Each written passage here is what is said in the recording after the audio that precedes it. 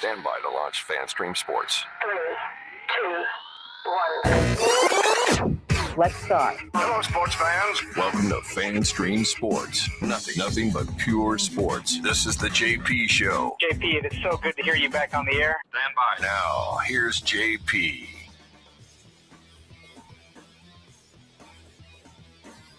Night that was.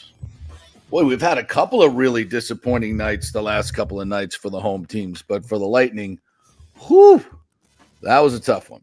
That was a tough one. So many opportunities to win, so many opportunities to get penalties stolen away. Don't want to blame this one all on the refs, but man, ref, you suck. Ref, that definitely comes to mind. Well, it was a disappointing night, but we got so much to get to today on the JP Peterson Show. We'll be uplifted because the series is not over. The Rays season is not over, although it certainly appears that it is. And boy, does it ever. So much to get to. I'll welcome in my good friend Peter Blake from the Sports Web, who's joining me each and every Wednesday. What's up, partner? How are you? What's going on, buddy? One day until the NFL draft. That's right. Yes, talking about a disappearing act. Where's the offense for the Rays? Where's the emotion? And where is Nikita Kucherov for the Tampa Bay Lightning? That's Got a lot of MIAs. Got a lot of MIAs, Betty. We really do. Yeah. So great day to talk sports. And, of course, we got open phone lines. We'll get to that in a moment. But I'm excited to be here. And, oh, by the way, 8 years for the Sports Web. I can't believe it's been 8 years since I started that show. So we'll be doing a mock draft tonight. Want to formally invite you to that broadcast. Want to get on because I want to get on fans, but really haven't had, a lot of fans commit. So we can get celebrities on, local celebrities to do the picks. And if you get what time we doing this? Because I've got a dinner reservation with a bunch of my boys tonight there. So there might be a lot of red meat and vino involved. I love it. Not a huge wine drinker, but that's going to be a tough. We'll see. I'll see if I can pop in with my pick for the Buccaneers. Okay, it's being ridiculed by some in the inner circles around here, but that's okay. We got so much to get to, so I'm very excited about today's show. We got JC Allen coming up. Sports Illustrated covers the Bucs. We'll talk to him at 10:30. Pat Burnham will join us from the Osceola, our FSU expert, and talk about the spring showcase. He was also up at the elite camp of high school recruits in Atlanta this past weekend. FSU really, really high on the list of a lot of elite prospects. So we'll talk that, maybe squeeze in a little stuff on the lawsuit as well. And then at 11:30, got a great treat for you. Trevor Sikkema, Tampa Bay Trey, PFF's lead draft analyst. We got a slot with him this week, a day before the draft. So we're really excited to have Trevor on today at 11:30. So if you got any questions for Trev, roll it up here in the comments. You can comment on YouTube and comment on Facebook, on Twitter at FanStreamJP. Are we on Instagram today? We are not on Instagram today, but we will get back on that here eventually. RHSTV, if you got that app, you can watch us on that each and every day. We're everywhere. All right, so let's get into it. Your Tampa Bay Lightning last night. First of all, can I just say thank you to the Lightning and you stinking Panthers and the NHL for providing what for me and the guys from Bally's, by the way, Dave Randolph, Brian Engblom, my post-game partner, Gabby Shirley, the whole crew there. It's just, to me, I love sports and I love local sports. I love Tampa Bay sports, and watching playoff hockey with your Tampa Bay Lightning is one of my great pleasures in life. Whether it be in the arena or on TV, watching our Bally's crew. It's just a phenomenal product that you guys put out there, and we really, really appreciate it. What a game last night to watch. What a game to watch. So much talent on the ice. Incredible up and, back and forth. Much different than game one. It really, really opened up. I was a little surprised at that. And in any other series, this would have been a 7-6 game. But Bobrovsky and Vasilevsky last night were just going mano-a-mano. Two Russian goaltenders saying, I'm better than you. And I'm going to say something that may sound, and it's not meant to be disrespectful to Bobrovsky whatsoever. That was a phenomenal say. But Matty Dumba, come on, bro. To me, it was a great shot into the dude's glove. I mean, or what he hit, the glove, the stick, whatever it hit. Yeah. how do you not hit the back of that net? Your skill to hit his arm was incredible, Dumba. Like, was it a shot or was it the save? Because to me, that's you got to bury that puck, bro. Yes. I know you're not expecting Bobrovsky to bid. You got an empty freaking net. Put it in the back of the effing net. My God. I know it feels like a lazy shot. Like, oh, I got to open that. Let me just pop it right in here. This is the freaking playoffs. Yes, it's a great save. But, it's a little bit. Cooper even said it in his post. He's got, we got to score right there. We got to score. It's a great save. I get it. You got to open net. You got to see that guy coming over. Shoot the whole bottom half of the net is open. Just knock it on the ice. It's going in. The only place you could have shot it was right there for him to make that save. So come on, and that's the game winner. That's the game winner. Plus, as bad as the officiating was, and it was horrible last night. It was horrible for the Lightning. I know they're going to be inconsistent. I hate to blame officials, but I can speak to specific calls that were made and specific calls that were not made that were mistakes. There's going to be mistakes made. I get that. It's part of it. The game moves fast. It's hard to see at lightning speed. I get it. But the bottom line is you sucked and you cost the Lightning the game in some ways. Okay, number one, the first goal is by far goalie interference. There's no way. It was Tkachuk who's coming in. And Tkachuk has already contacted Andrei Vasilevsky and knocking him back before Hagel makes contact with him. And they were running Vasilevsky all night long. Yep. All night long they were running him. And they got one penalty out of it. That's a goal that he's flat on his ass because he got knocked over. You want to say Hagel knocked him over? He had already contacted Vasilevsky before Hagel touched him. Come on. And Cooper was right to challenge that call. He's 100% right, and it should have been a disallowed goal. That's F up number one. Mitchell Chaffee's a penalty for tripping that turns into another goal. His stick was nowhere near the guy's skates. Nowhere near his skates. He fought, and the Panthers were diving all night long. Put him in the freaking diving Hall of Fame all night long, looking for calls. Diving here, diving there. What are they? LeBron James school? Oh my God, Flop City, baby. Carl Malone, Flop City. I mean, it's just ridiculous. And terrible call. Brian Engblom called it on Bally's. Terrible call. Turns into a goal. Turns into another goal. That's two goals by officiating by my count. Okay, I know I'm a little biased. I work for the Lightning. I get it. Tell me I'm wrong. Look at the tape. Tell me I'm wrong. Sorry. Officials blew both of those calls. That Pointer takes a freaking stick right to the chops, right in front of the net. Right in front of the net. How do you miss that? Now, I will say this, and this is where the Lightning got to be better, and Kucherov has to be better. You had a 4-minute power play to take the lead. A 4-minute power play, double minor, and you get 2 shots on goal. That's it. Against, their penalty kill is great. Good. Okay. Bobrovsky was fantastic. But the Lightning's, and this is where we come right to Kucherov. What are you doing? What are you doing? 3 shots on goal and 3 giveaways in 2 games. Listen, we all went to the mat for you for MVP, and now you're making us all look stupid. Everybody went to the Kucherov's the MVP. We all did it. We all looked at the numbers, everybody. And then you give us this in the playoffs. And I don't see anything that Florida's doing they're not hitting him, inordinately hard or I don't know what the hell's going on. He's got open space. He's just doing nothing.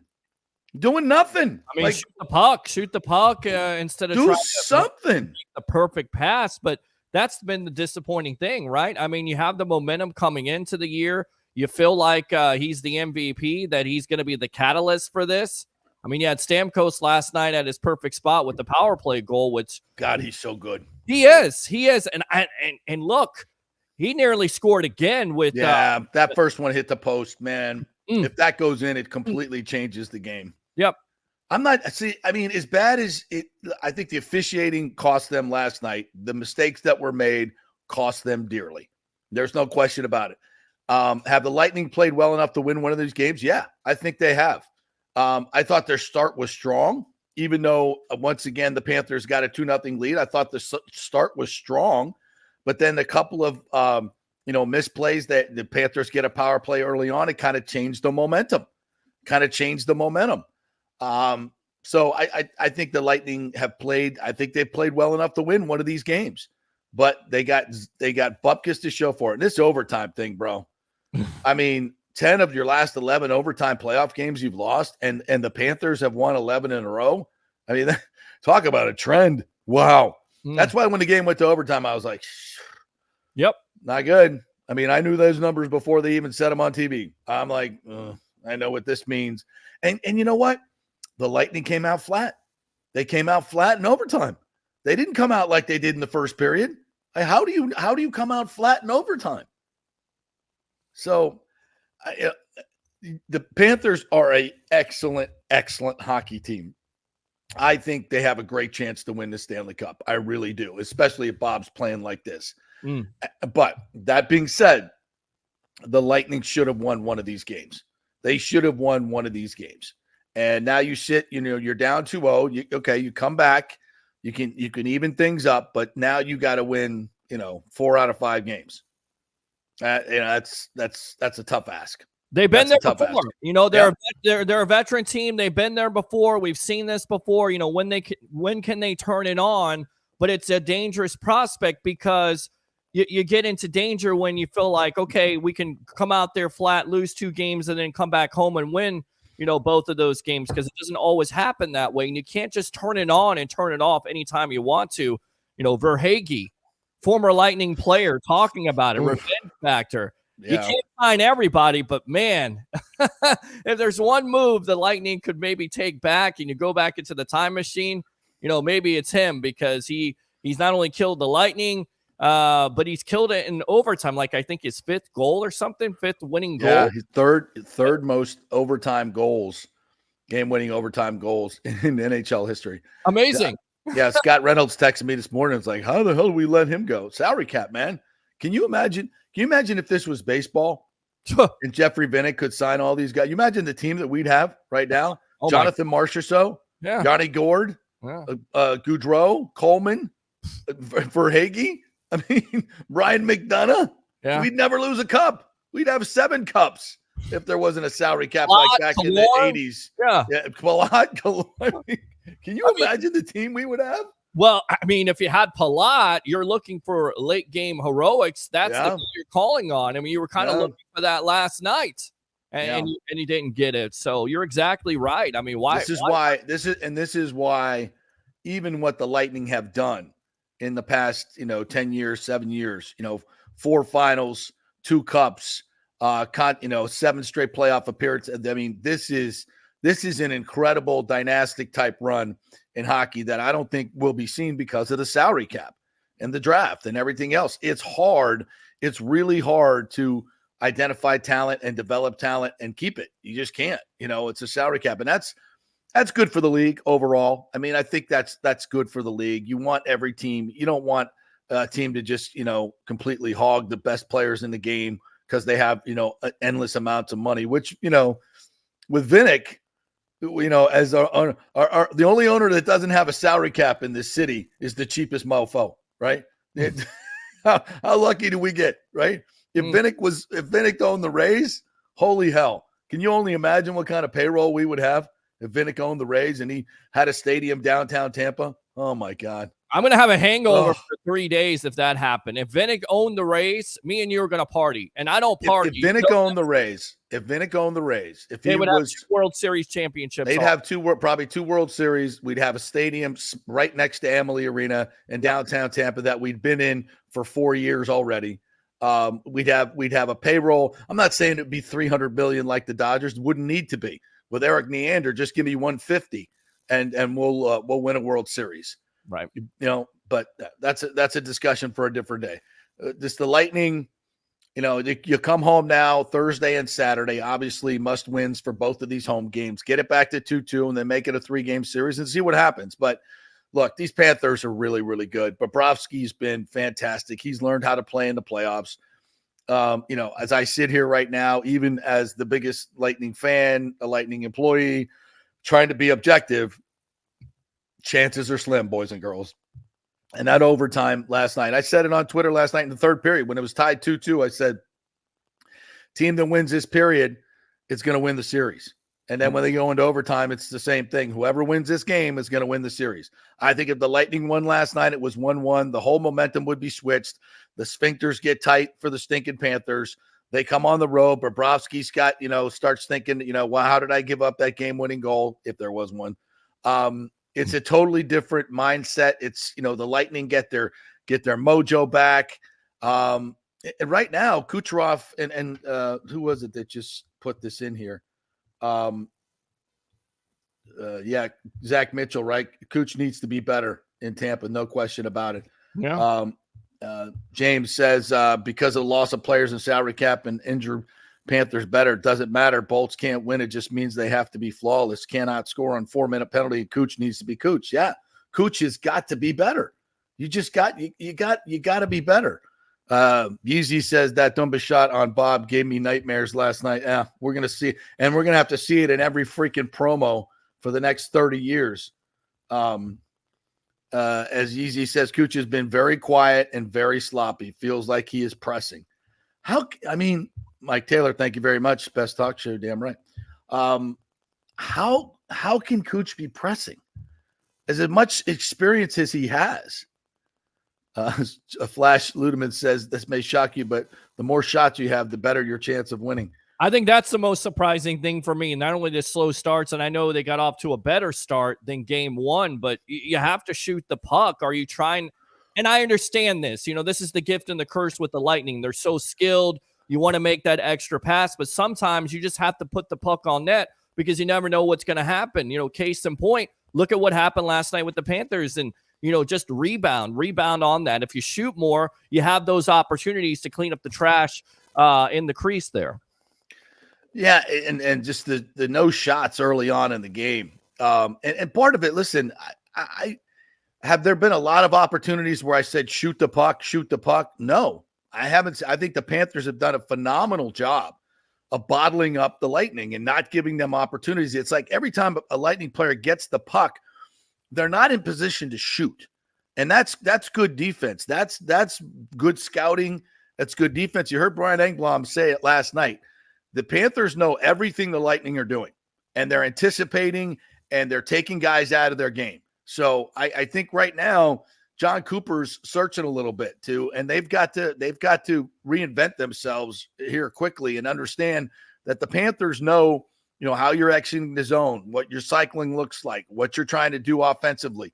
So they know what you're doing, and they're executing. You can draw everything up on the board like Coop said the other night. We had a game plan, we just abandoned it right off the bat. If you're not executing, and let's give the Panthers some credit here. If they're not allowing you to execute, that's good hockey on their end. But you've got to turn that around. From a personnel standpoint, are the Panthers better? Top to bottom, yes. I think they are. I think top to bottom, I think the Lightning have the better core players in general. But I think top to bottom, and this is where the playoffs are won, right? All four lines, all defensive, everybody's got to pull their weight. The Panthers just look better. They look deeper. They look better. And the Lightning have to find a way to turn that around. And the biggest way to do it is you got to score in the power play when you're given an opportunity. The number one power play in hockey, you get 2 shots on goal in a 4-minute power play in a 2-2 game in the third period. Come on. Yeah. As much as I want to bitch about the officiating, you got your call. You got your opportunity with the number one power play. Now do something with it. And you did squadoosh. Squadoosh. Ugh, frustrating, but exhilarating at all the same time. Well, that second period had everything you would want. I mean, it was up and down hockey, great goaltending. The Lightning get back into it. Once again, Vasilevsky standing on his head. He can only do so much. Eventually, if you don't get the help, and it's like the Rays pitching, right? I mean, they can go out there and pitch lights out, but if you can't get the run support, same thing with the Lightning. I mean, I think Vasilevsky has been great in this series and has given the Lightning every opportunity, but you got to do more than what you've done. And it starts with your guy that most likely could be the MVP of the league, Kucherov, certainly not playing like it at this point. No, and he's got to pick it up. He's got to pick it up. By the way, just added a guest here. Brian Engblom can join us. Worked the game late last night, obviously, so he just got up. So he'll join us at 10:45, and we'll get a couple of thoughts from him on this. I thought a great call last night by he and Randolph. It's just a joy listening to those guys, man. They're so good, and they know the Lightning so well. No disrespect to the guys at ESPN, but I'll watch the Bally's broadcast. And remember, guys, that you'll have a choice through the first, at least the first round. I know, so don't please, if you can, be watching Bally's. You'll enjoy it a lot more. Yes. All right, so let's roll over to the Rays here real quickly before we get to JC Allen and start talking some Bucs draft. Obviously, I did not watch much of the game last night. Went back and watched the highlights this morning and kind of caught up. And this offense, bro, is just dreadful. I mean, absolutely dreadful against a journeyman. Maeda last night. I mean, it's just what are they hitting now? I wrote these numbers down. I should have remembered them.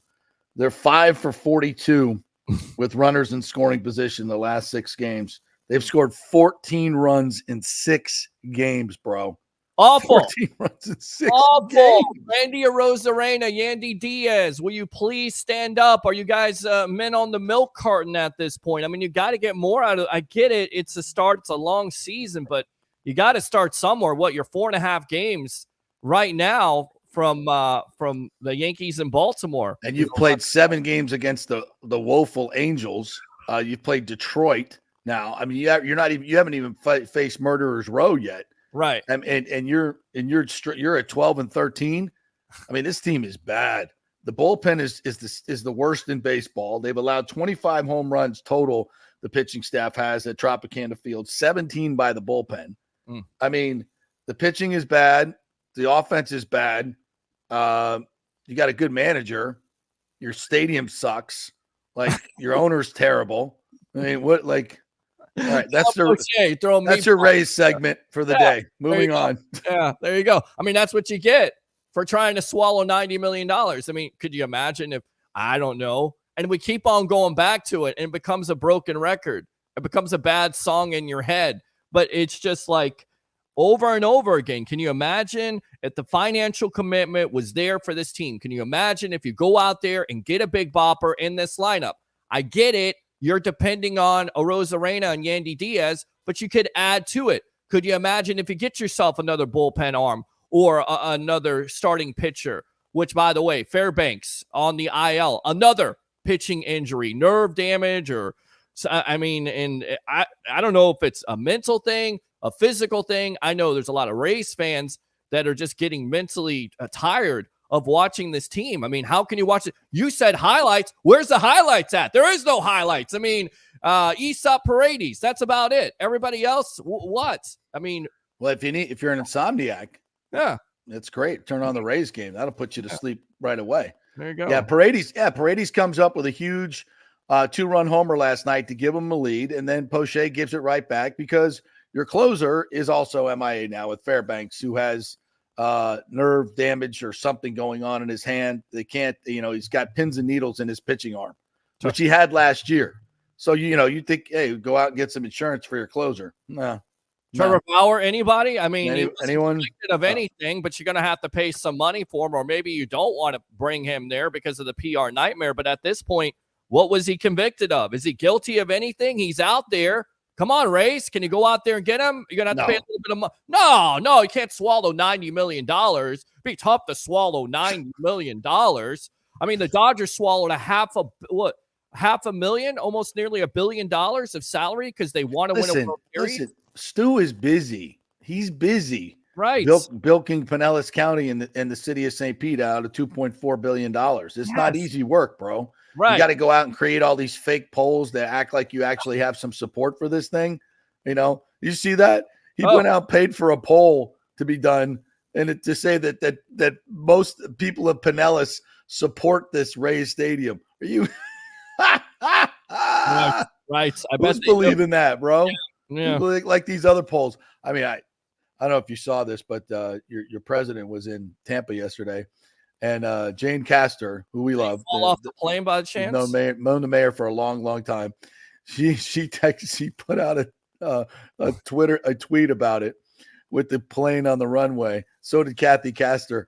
And if you look at every one of the replies, like every single one is FJB or some sort of, like, it's not like 20% or 30%, 40% supporting. Every single one is FJB.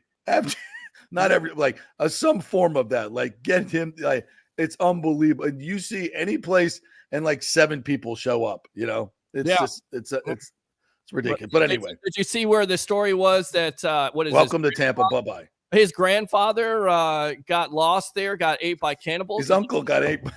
Did you like that? It's so pathetic. Storyline from The Walking Dead. I mean, what was that from? Like, what are we doing here? Who knows? He just makes it up as he goes. Cannibals. I mean, I don't know. I mean, we all know he's not running the country, right? Like, you know that, right? Like, who is? Anybody want to ask that question? Like, who is? And you're going to vote for the guy again? Oh, my God. Why not? I understand the choices. The choices aren't great. I get it. But, man, I don't know how you make that choice. All right, let's take a break because we're going to talk some NFL draft with the great J.C. Allen, and then Brian Engbaum's going to join us at 10:45. We'll get his thoughts on last night's game. 11 o'clock, Pat Burnham on Florida State. At 11:30, Trevor Sikkema on the NFL draft. We're loaded today, baby. We are absolutely loaded. Thanks to our sponsors, the Jeeves Law Group. Scott Jeeves, we love him as well. Just go to JeevesLawGroup.com. That's JEEVES Lawgroup.com. If you're in an accident, if your car's been totaled, class action lawsuits, problems with insurance companies, the Jeeves Law Group, they are local, they are trusted, and they get results. Don't go with some huge company from out of the Tampa Bay area. Go with the locals, and that's the Jeeves Law Group. Back in 3. Stay with us.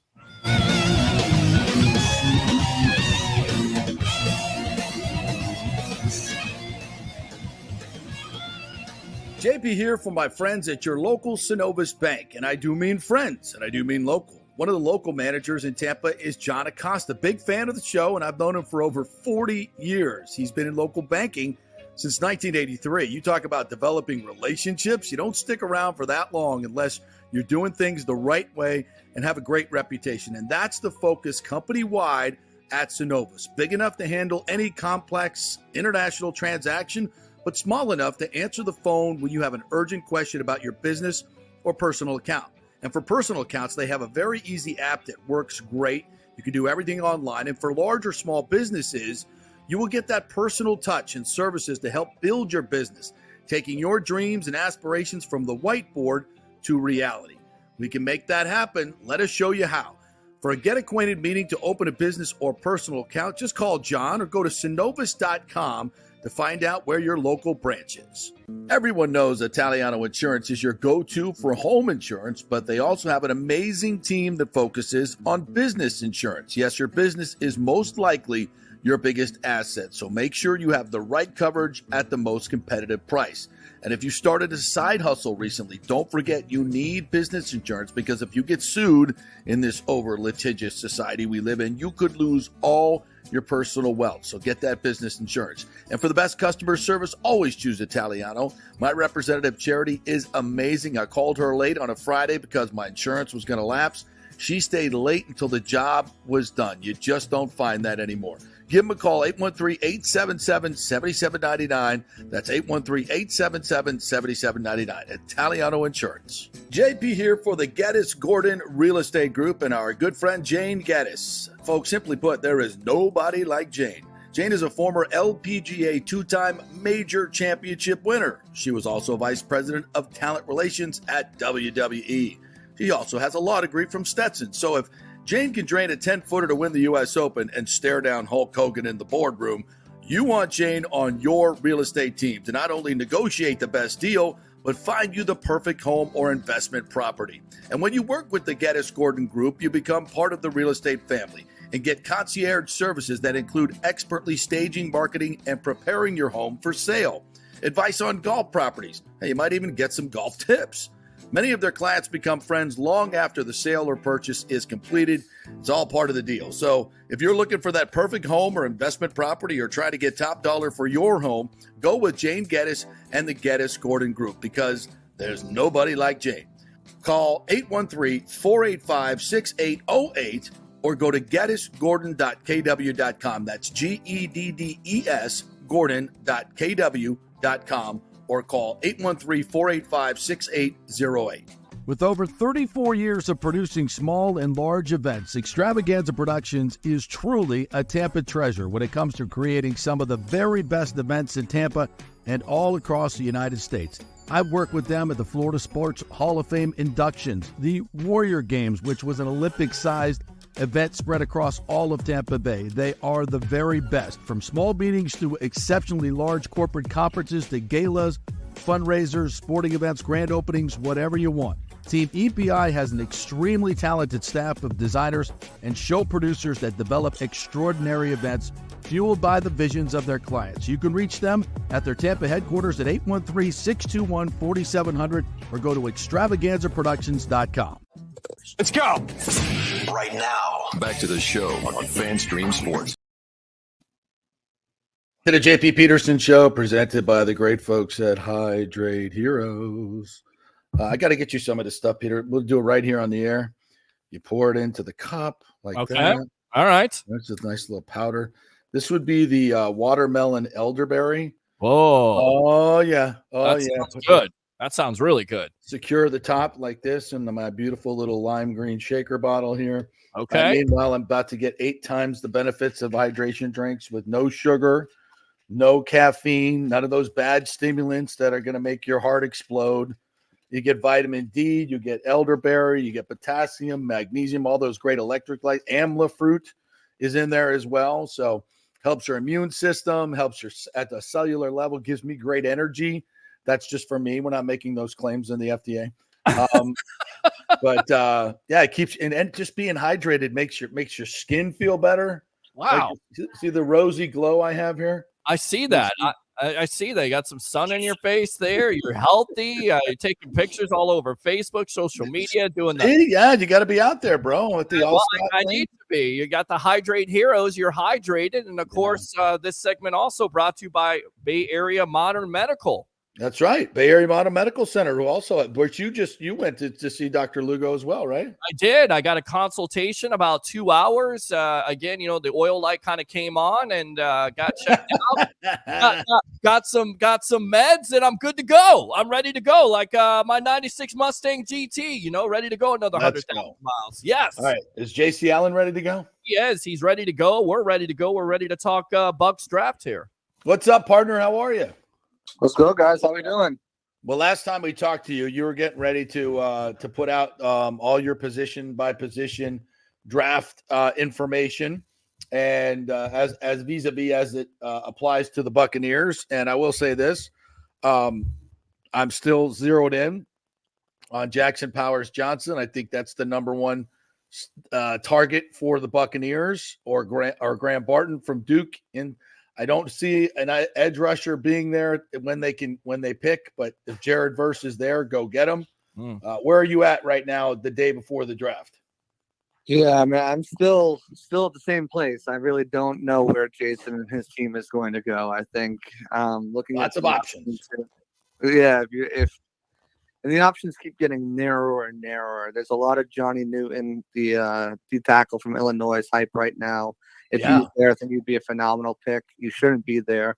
If he's there, there's some evaluators that need to probably be fired. I know some fans are like, "Oh, defensive tackle 3 years in a row."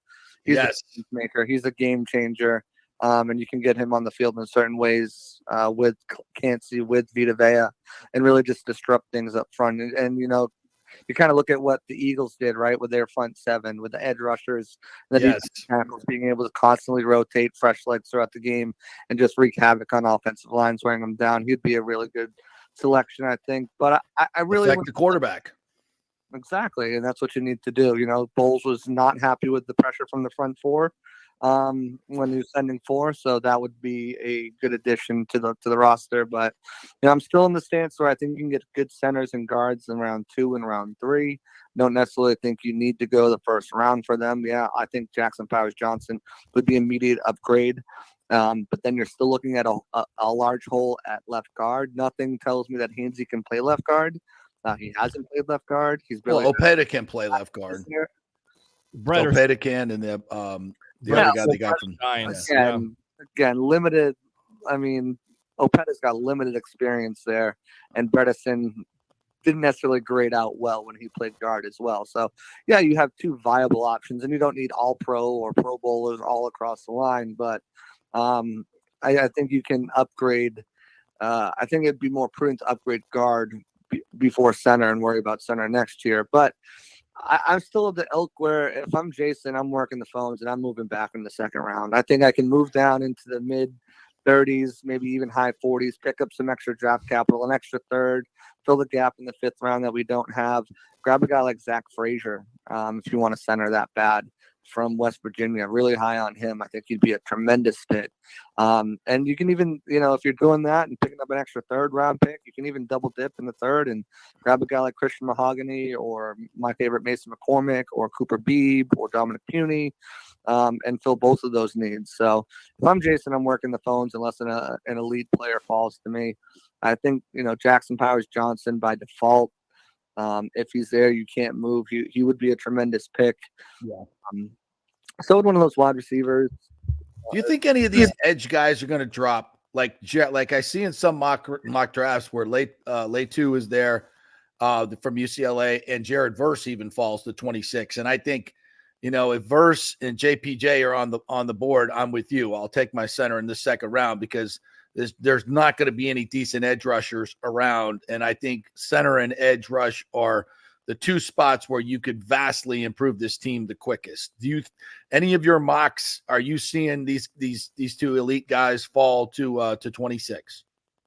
I mean, I'm seeing them here and there, but I mean, most GMs right now, they're steel traps. Anything that anyone's saying is speculation. Maybe they're talking to a scout who really likes a guy and wants to kind of get it hyped up in the media. But no one's giving draft board information really out right now. So if you're hearing, well, this could happen, I think, some things, sometimes we're talking about some medical red flags that pop up shortly. Kind of things get uncovered and discovered. As we get closer and closer. Again, Jackson Powers Johnson might fall to the second round because of concussion history. Yeah, I heard a little bit about that. Yeah, of course, there's a lot of misinformation out there as well. Yeah. Right, and Latu's got the medical questions too. He had to medically retire. Yeah. He's obviously the best talent, but what do you get? 6 years out of him? Maybe. Let me look at what Kyle. Did we talk about this last time? Which one? Kyle Vander Esch with the Cowboys. Yeah, right? Yeah. No, I don't think we talked about it, but you're right. Yeah, there's, and guys, by the way, years of Pro Bowl level play from Latu. Yeah. I mean, again, Bowles going to be here in 6 years? No. Mike, Devontae? Am I going to be here in 6 years? Probably not. No, right. So it's all good. I mean, it's not ideal to only get 6 years out of a first round draft pick, and that's not saying that's all you're getting. But if it's 6 Pro Bowl years, I'll take it with the 26th pick. Exactly. Absolutely, 100%. So it's going to be interesting to see how this board shakes out because I think there's a lot of uncertainty in the middle. There's uncertainty at the top because of the whole quarterback situation, but there's a lot of uncertainty in the middle. It's a pick your flavor. There's a lot of offensive tackles and wide receivers there that could go higher than what some people expect and could drop and could lower, which could fluctuate defensive tackles and defensive ends. And it's why you're seeing guys like Johnny Newton even mentioned at 26 because of the need for tackle and wide receiver, and that could push guys back. And would I be surprised if Latu is there? Would I be surprised if Verse is there? Yes. But certainly there's some people who are plugged in and who do this on a more professional basis who have them available. And if they are, then certainly all right. Because that's what you need. Well, you go back to Powers Johnson, the medical red flags. Mel Kiper has him down at 48th overall, and it's because not only that, with the concussion situation, But remember, guys, he had to withdraw from the Senior Bowl with a hamstring injury, and also has had some hip injury. So is that a guy? And like he said, Frazier in the second round, wrestling champion, knows how to position himself. And because of the propensity of Jason Line and where he drafts offensive linemen, yes, in the second and third round, I say been reading my articles. Well, I mean, he's one of the best in the business, right there. JC Allen of Sports Illustrated. That's right. We cop to that. Yeah, I mean, Chop read Robinson. your articles. I kind of feel like and maybe this is a stretch on my part, but you got George Edwards on your coaching staff. You work with Michael Parsons from Penn State. If Chop Robinson is there at 26, I'm not saying there's a correlation there, but the athleticism is there. Do you run to the podium and take him? The thing that you have to worry about with Robinson from Penn State is the lack of production. What do you think of Chop? So to me, it's not just production because, George Edwards, he also worked with Daniil Hunter, who only had, I think 3 sacks between his junior and senior season at LSU. And now look at Daniil Hunter. I mean, he's an absolute stud, double-digit sack year. Maybe the problem is George Edwards. That seems to be the problem. Right. For me, I think the situation here is more he's a one-trick pony. I mean, he's a designated pass rusher. Mm-hmm. Yes, he's got athleticism. Yes, you'd like to see a little more bend around the corner. He's not a real big factor in dropping back in coverage. He's not a big factor as far as in run support. Right. I mean, there's a lot of things about Chop where he kind of reminds me, and not like as much because he was like an absolute workout warrior, but a guy like Vernon Golston. Remember Vernon Golston out of but at least he had size. This guy, right. Chop doesn't even have overwhelming size, but had a tremendous combine, and everyone's talking about him. And I think with him, I mean, I'm trying to get to my write up on him so I can just be a little more thorough. He reminds me of Marquise Watts. We already got one of those. We're good.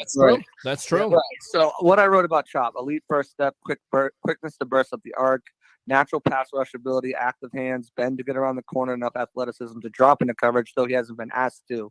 Modest production in college, doesn't have great length, will struggle to get off blocks in the run game. Profiles early on is just a situational pass rusher. There we go. We got plenty of those guys. So not at 26. In the third round maybe, but not at 26. A sneaky name, if they do go pass rusher, a sneaky name that could fall into the first round. And I think Detroit is a good potential landing spot for him. Marshawn Nealand, yes, they brought him in for a 30 visit. They had him for a formal. Same thing, limited production. Only had 4.5 sacks his senior year. Didn't have a lot of production, but the traits are there. The size, 263, 267, everything that kind of Bowles looks for. His bull rush is just, you watch it and you're like, holy crap. He's got a violent rip move to break free. He plays the run defense. Is he going to be good in coverage? That's, remained to be seen. And of course, he went up in that conference, so he wasn't in the FBS. But he's a guy who, if they're dead set on a pass rusher round 1, don't be surprised if they turn in the pick and it's Marshawn Nealand. What about a Keon Coleman? What about a Keon Coleman, the wide receiver from Florida State? Is that a possibility? Because you see mocks out there. They have the kid from LSU possibly being mocked. If there is not an interior lineman on the board, which is certainly a possibility, if there is no edge, could you see them going wide receiver early there with possibly a Davis or Keon Coleman? So Coleman, to me, is a trade down scenario. I mean, they've done their due diligence on him. Had a formal meeting with him at the combine, had him in for an official 30 visit. He's right up the street, so they've seen plenty of him. He'd be an instant upgrade outside over Palmer. They're moving back to an 11 personnel look. But at the same time, if like a Thomas Jr. is there, I'm going him all day. Yeah, speed. Coleman. Keon Coleman for everything that he does well. He certainly has some deficiencies as well. I wish you gave me a name of guys that we want to talk about. I would have had it pulled up right off the bat. Guys, okay. You're doing well. Yeah, we At got the end of the you. day, I'll have 175 profiles that I've written up on these guys. Needs to be more nuanced as a route runner. Doesn't offer much after the catch either. So those are some knocks on him. But he's got great twitch for a receiver his size. I mean, 6'3", 213, 4'6", 140, which could turn some people off. But when you look at him in the gauntlet and his playing speed versus time speed, Yes, much better. much Much faster better. than his time speed. Yeah. All right, JC, we got Brian Engbaum coming up, so love your stuff. Promote what you got going, all that hard work you did, so everybody can go check out these great profiles. Yeah, absolutely. Guys, all my work is over at Bucs Game Day, Sports Illustrated's Bucs Game Day. Check out there. I'll be having safeties up today, which will be my last one. I've got all my profiles that I've written up, plus my best fits for each round 1 to 2, 3 to 4, and then 5 to 7. So go check those out for each position group, besides special teams, because they don't need that. I'll have my kind of accumulative out tomorrow, so you can just kind of look at who my best fits are, see if I'm doing well or doing not. My final mock draft will be out tomorrow as well. My predictive one, not what I would do. Who's the Bucs picking? Give me one name before you go, real quick. Who you bet the Bucs pick? Come on, one name. Okay, so my predictive mock, I have them going Rook Ahoro in round 2. Yeah. So there's a little teaser for you. Defensive line. So. All right, partner. Great stuff as always, JC. We really appreciate you, man. Great work. We'll talk to you next week after the draft. Yes, sir. 2 podcasts today. Pirate Parlay with Luke Easterling breaking down draft stuff, and then Bucs Game Day. We'll have our very first podcast tonight at 8:00 live on Twitter, Facebook, and YouTube. So check that out. Like, subscribe, turn the notifications on. Appreciate y'all. Let's go. Thanks, buddy. Appreciate it. JC Allen right there. Good All right, stuff. quick break. When we come back, Brian Engbaum will join us from Bally Sports. Lightning analyst called last night's game. We'll get his thoughts on the officiating and what the hell's going on with Cooch. Stay with us. We're brought to you by Italiano Insurance. Let them do all the hard work. You save the money. 813-877-7799. Back in 3.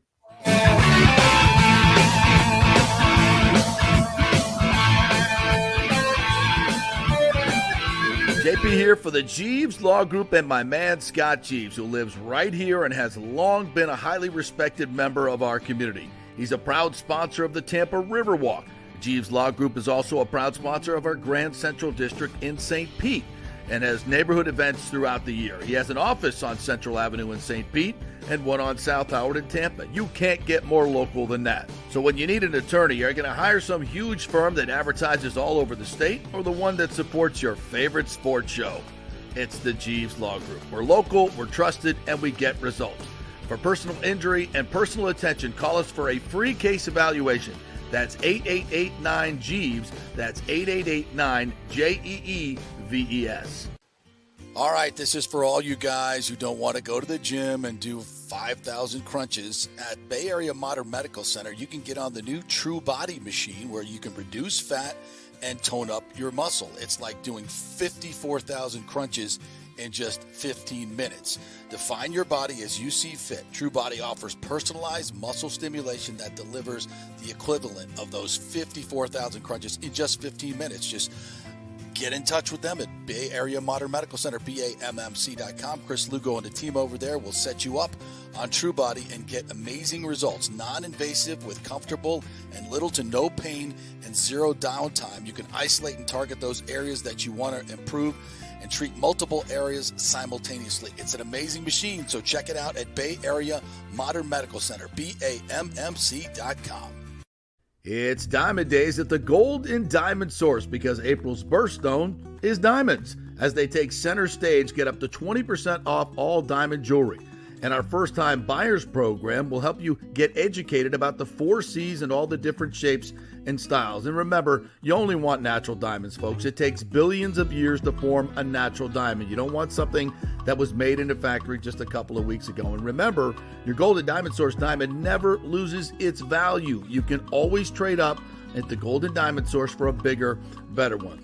And they will spend the time to educate you about your diamonds and how to take care of them.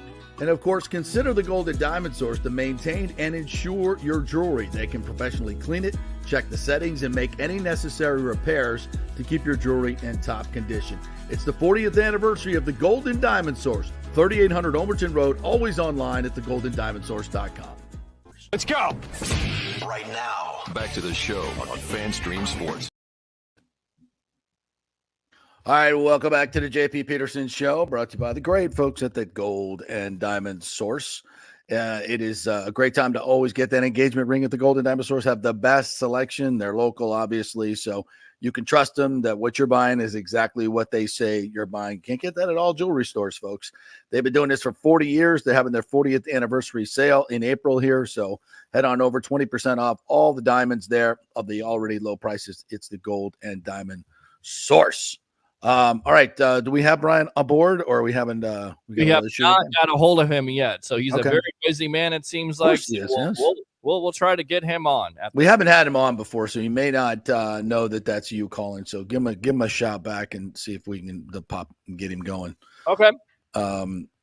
Yes, because if you missed it last night, and of course you did not, the Bolts lose in overtime to the stinking Panthers again, 3-2. Carter Verhaeghe with a hell of a shot at the end in the overtime as Vasilevsky had to go down to block, and he just waited and then just popped it up in the back of the net as the Lightning lose their 10th overtime game in their last 11 opportunities in overtime, and the Panthers win their 11th straight overtime game. And those numbers are just off the charts for both teams, and it's a very, very, very bad trend. So we'll get game 3 coming up Thursday night, Amalie Arena. Hope you guys got your tickets. It's going to be a packed house again. Get there early, by the way. The Lightning Vision folks are going to have a nice show for you. So we've got all kinds of great edited stuff that we've already done. There'll be a special Phil Esposito narrated thing that you'll absolutely love. We'll have some other surprise guests, celebrity guests that will be joining us on Thursday night. Don't want to give away anything, but it's going to be one hell of a show, as it always is in Lightning playoffs for Game 3. So head on, get there early, get in your seat by at least 6:45. Puck drop is probably going to be about 7:08. Of course, you don't want to miss my pregame show. That's obviously why you got to be in your seat. Never do that. No, we never know. Don't want to miss that. But no, we brought in a lot of bells and whistles, a lot of different things we're going to be doing, videos, on ice presentations, tons of stuff. You know, my group at Lightning Vision, John Franzoni Company, going to be doing one hell of a job. So we got game 3, and then game 4 is 5:00 on Saturday. So again, lots going on in downtown Tampa on Saturday. You got to get there early, get your parking, get into the place. So the first period, we have our entire Lightning crew. The Thunder will be thundering on Saturday as well, because we got to win both of these games, obviously, to get this series back to 2-2. We got Brian? We do not. So right. Thought maybe you got him there. Yeah, we didn't get him on. So we'll see. We got Pat. We got Pat here. We move right on to talk some Florida State stuff with Pat Burnham. I want to know about Jared Verse. I want to know what he thinks about Jared. Yeah. Verse. So yeah. Well, who better to ask? Yeah. Our man, Pat Burnham. We can ask. Yeah, we didn't even plan on doing some of the draft stuff, but yeah, at least, FSU is a good football team again, Pat Burnham. When the NFL draft comes around and we're actually talking about some of the players that played at Florida State, that means you're headed in the right direction, because there were some lean years there for the NFL draft for FSU. Well, it's going to be about the first time I've watched the draft since I've been back. Well, since about 2017, 2018. I mean, listen, you're going to have a chance to have, they got 12 players were invited to the NFL Combine, and you got funny how that correlates. Three guys that could go in the first 2 rounds. And listen, Jared Verse is a hell of a football player, Peter, and I can't wait to see where he goes. I would assume somewhere between 10 and 20 in the draft based on all the mock-ups you see. But yeah, listen, I think it's exciting. I mean, listen, I was thinking about it earlier this week. I cannot remember the last time I watched every day of the draft, and it used to be a normal thing if you were a Florida State fan, and to watch the draft to see where your favorite Seminoles were going. And so, yeah, I'm going to have to go get the cooler filled up for Thursday and Friday and Saturday, and get ready to watch a lot of the NFL draft to see where some of these guys go. But yeah, I think it's going to be interesting to see where Verse goes, how high he goes. We all think he's going to be a first-round pick. It's just a matter of where.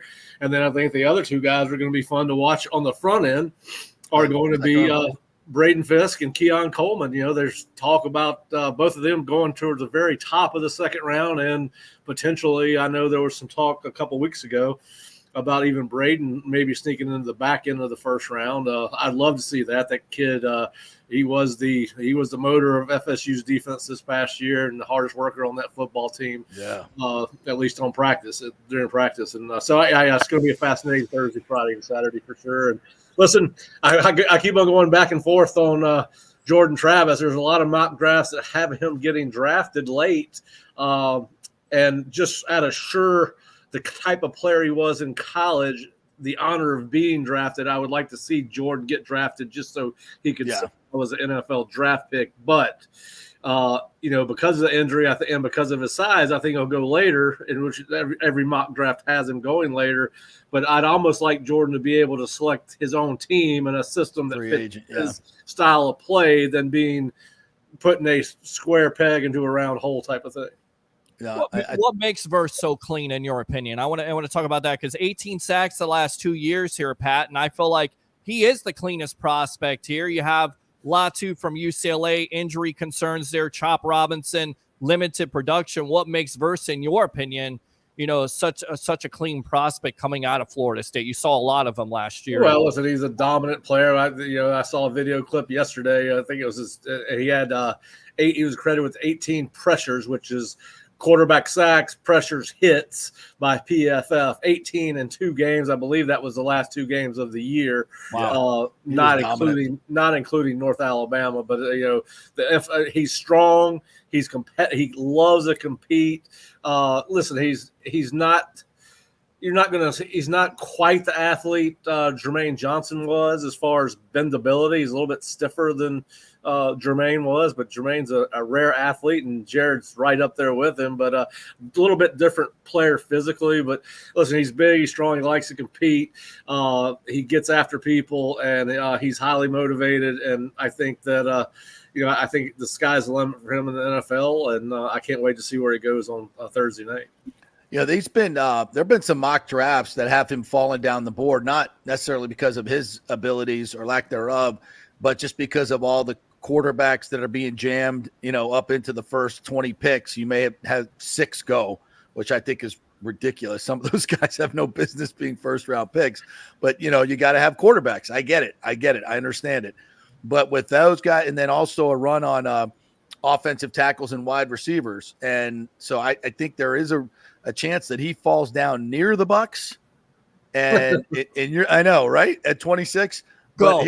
Trade up. Get him. Exactly. Get him if he gets to 20 up. or 21, would you, Pat Burnham, GM of the Tampa Bay Buccaneers, give up a late third round pick that you got from Detroit to move up 4 spots to get Jared Verse?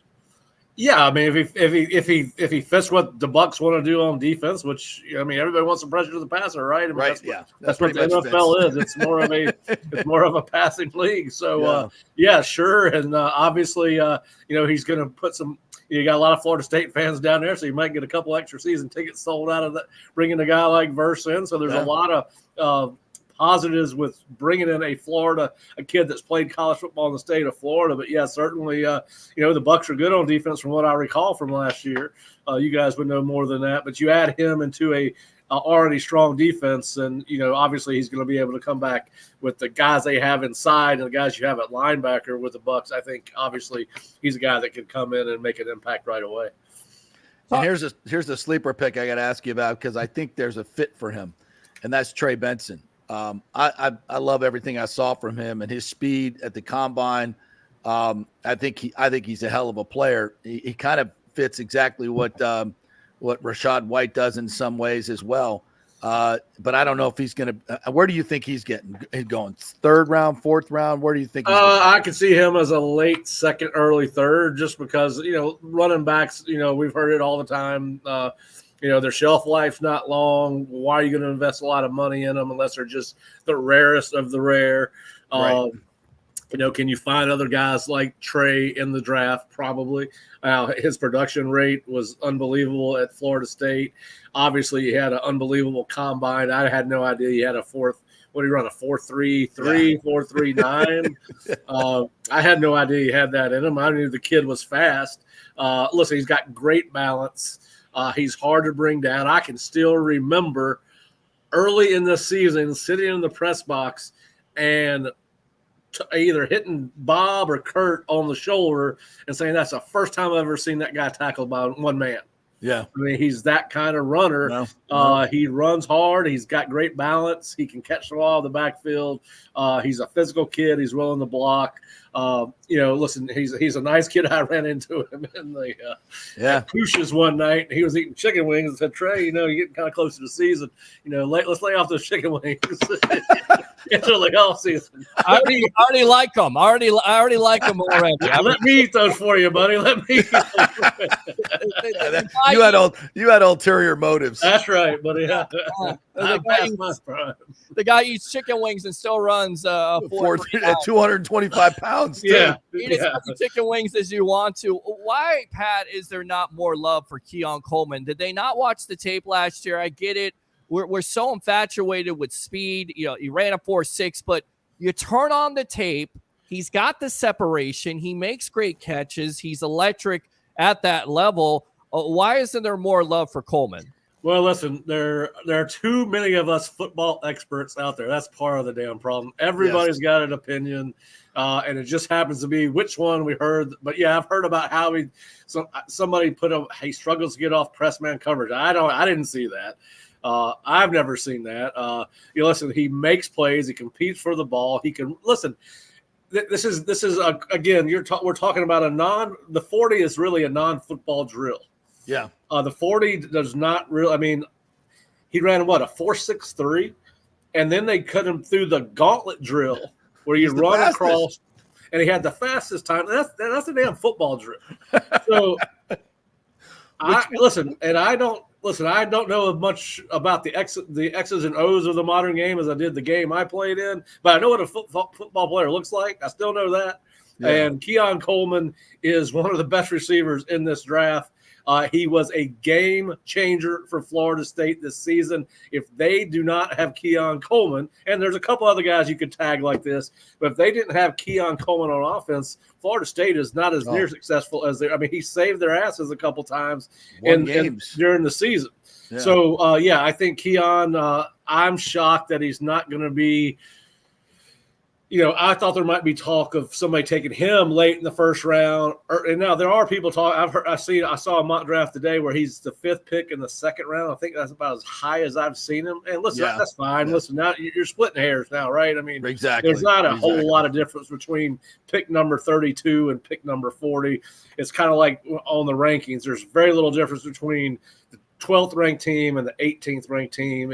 We're splitting hairs at that point. But yeah, listen, he was amazing. What he did, never returning punts. I mean, if you're an NFL team, I'm not saying you should return punts in the NFL. That's not what I'm saying. But that guy was able to become a really good punt returner and had never done it before in college and did it 1 year at Florida State and changed games with his ability. He's got length. He's got size. He can go up and compete for the ball and come down with contested catches. And in the NFL, you're going to have a hell of a lot more of those than you are in college. So why would that not be a bigger requirement when you're watching the tape? But listen, absolutely. Everybody's got their guys and the guys that they like. But yeah, listen, I'm so happy the mock drafts are over. And I mean, I've been reading mock drafts since November, it seems like. Yeah. And, I'm glad that we're ready to move on because from that. you read them. Yeah. Let's get some guys drafted and get them paid. Yeah, that would be good too. Although they've already been getting paid, but that's enough. Hey, speaking of that, I have to ask you. We haven't even gotten to why we have you on to tell us about the recruiting. Oh, I thought you were getting ready to go to break. No. Here's we're going to go past the break. We'll do that later. Well, I got to ask you about. I heard this yesterday. Is FSU making rings, giving out 13-0 rings? Yes, that's true. There's pictures of them on the internet. I love it. People are bitching about it. Like, what are you doing? You were 13-1. I'm like, no, we weren't. We were 13-0. That last game didn't count. Nobody counts that if you're a Florida State person. Well, listen, and everybody's like, oh, now you're UCF. You're just making stuff up. I'm like, no, we were 13-0. That's what we were. Now there was a game that was added. I don't care what they put on the rings. They can put anything they want on the rings. They're their rings. But yeah, damn right. they were 13-0 for the first 13 weeks of the season. That's right. Correct. That is correct. That's correct. So that is a fact. That is a fact. Yeah. An So absolute fact. we will disagree about what happened in game 14 because I'm still a proponent of most of those guys should have played in that ball game. Listen, you had a chance to have a perfect season, whether you won a national championship or not. Those are rare. I get Verse sitting out as a first-round pick.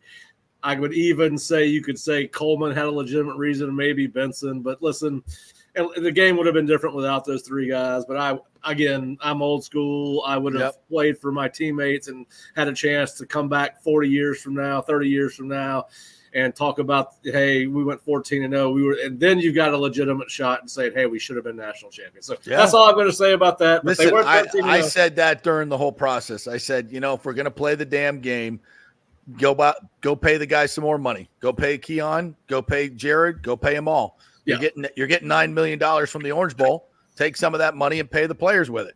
Yeah, and tell them to go play, win the game, beat Georgia, and they say 14-0, and we're 3-0 against three of the best teams in the SEC. And somebody would have voted you a national champion in the AP. I guarantee you that. And who knows, if you beat them well, you may have gotten a bunch of votes. And you would have had a legitimate. I couldn't agree with you more, but I also understand why those players didn't play. I do too, but I think it's just I think that's also different times. We're not in 1980s and 90s anymore, and things have changed. And not just in football. That's right. That's right. But listen, I think it would have been fun to see them try to go 14-0 with that group.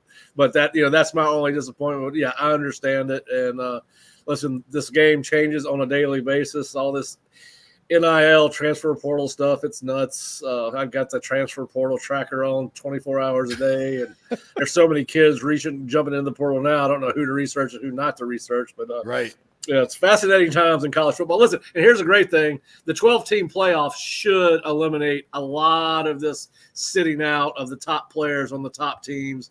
Now it's going to make the bowls even further irrelevant than they already have become. Right.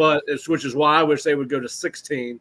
No buys. Everybody plays the same amount of playoff games, but that's just my own personal take. If I was the commissioner of college football, let's do it. We'll have the Pat Burnham, J.P. Peterson, Peter Blake, commissioner of college football later on in the offseason. Now we'll do that show. We'll get prepared for that.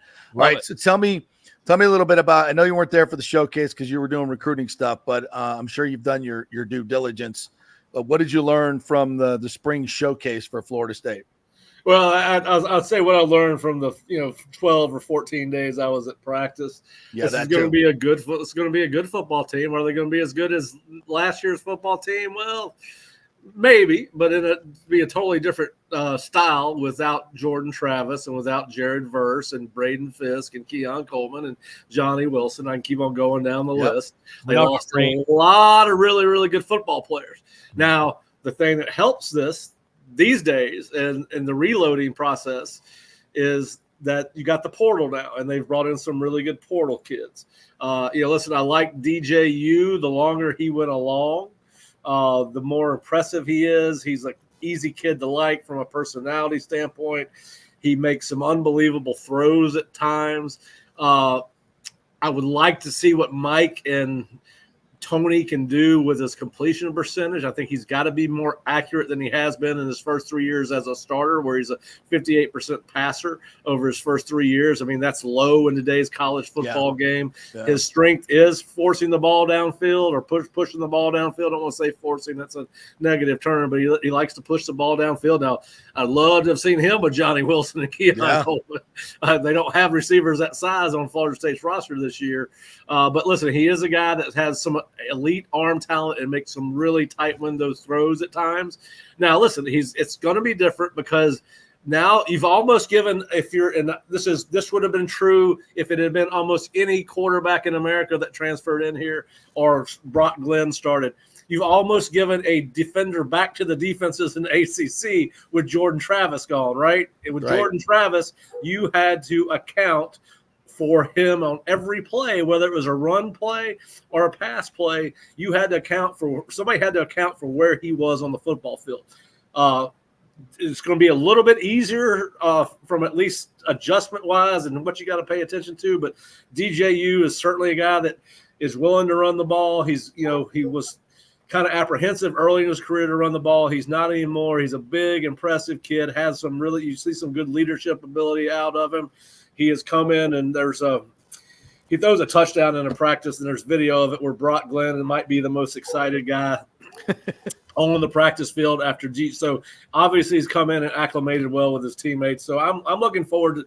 I think he should and will have his best year under Mike. Mike's and Tony Tokard's a really good football coach. Then I really love the Jalen Lucas kid from Indiana. Yeah, it's hard not to root for a guy that's 5'5". And listen, he's tough. He can run away from you. He's like a water bug, man. Right. He's hard to. He just moves all over the place. I cannot wait to see how Mike and Alex use him in the offense. Obviously, TJ Ferguson is kind of I think the offensive guard from Alabama, I think he's going to be a difference maker for this football team. So they've added some of the right pieces. You've got Malik Benson had a good spring. Listen, the running back room itself is going to be very strong. Unbelievable. With Lawrence, Roydell, Jalen, and I'm forgetting Cam. Cam, yeah. Cam, yeah. So it could be sick that way. I would like to see them go get a in-unit tight end out of the portal if they can find one. That's where they've got it now. Listen, I was talking with Todd Fordham, who played 10 years in the NFL, was all ACC performer at Florida State. We were talking yesterday, and he was like, you know what? He goes, but the reason I don't worry about it, and we both were echoing the same sentiments. What Mike and Alex have been able to do without the versatile tight end that's a devastating run blocker and an outstanding pass catcher. They've had one or the other, right? Right. Jaheim and Kyle Morlock last year were pass catchers. They're not, but Florida State's been able to generate offense without these great blocking tight ends. But I would like to see them do that to kind of strengthen this Can't team. hurt. Yeah. But and then the defense, listen, I don't think they've been longer as athletic in the secondary as they have since probably Jimbo's in the prime years of Jimbo. I mean, they're young and unproven, and I don't care what anybody tells you. Losing Greedy Vance hurts. You lost a starter. Now, the narrative from everybody here in Tallahassee that covers the team as well, Earl Little first him out. Well, Earl Little's got a lot of potential, but only played 21 snaps. There's a lot of people carrying the water on that about why Greedy. And listen, I think it was NIL related, but that one hurts. He's going to be a starter or a co-starter. Experienced corners are not easy to find. No, they're really athletic in the secondary. I think Marvin Jones Jr. is better than I thought he was going to be. I think he might be a dominant player in the ACC. I don't know if I thought that when he came in. And Sione Lalehi is going to be a solid guy.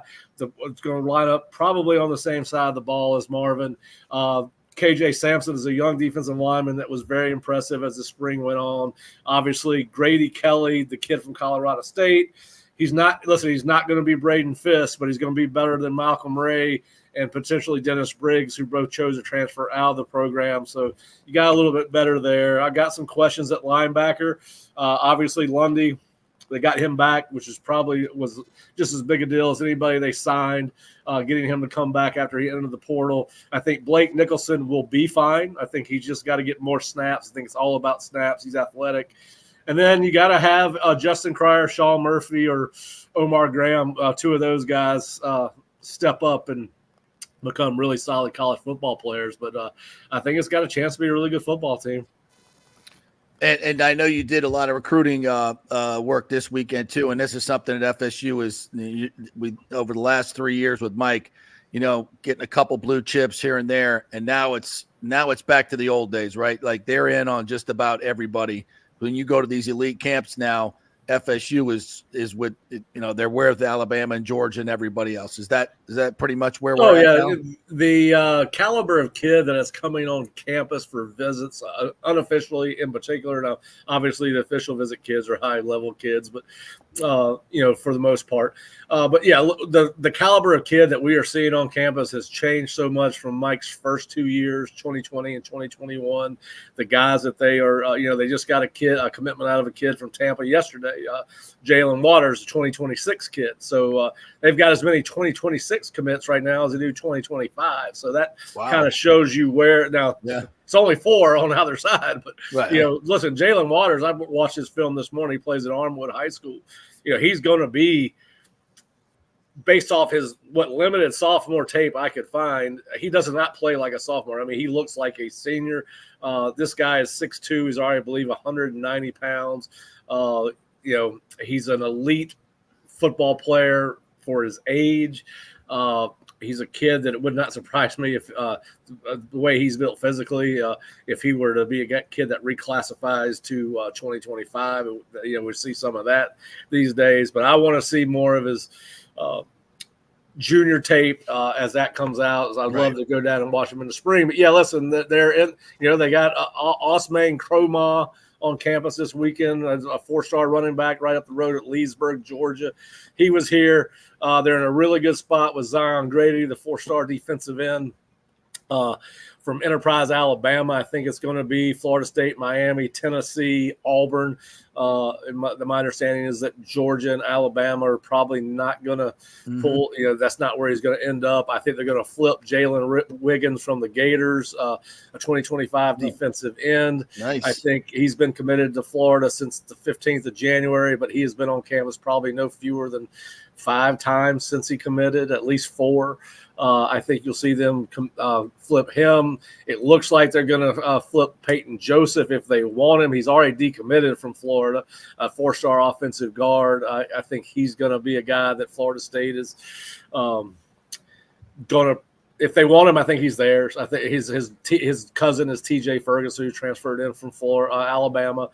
So they're on. The Myron Charles kid out of Port Charlotte, 4-star defensive tackle. I think they're going to land him before it's all said and done. He can go anywhere he wants, USC, Miami, anywhere. So the kids there all are really good football players, and it's going to be fun to see. And then the other interesting question right now is, are they going to take a second quarterback in this class after having Antoine Hill on campus 2 weeks ago? And I talked with Antoine, and he understands that Mike is going to be loyal to Tramel Jones, and that they're going to right now Tramel's definitively part of the class, and it's a question of whether they're going to take 2 quarterbacks, and Antoine's waiting on to see whether he's got to get an official visit. But then you got kid Byron Lewis from down there on the west side of the state, running back. He was here.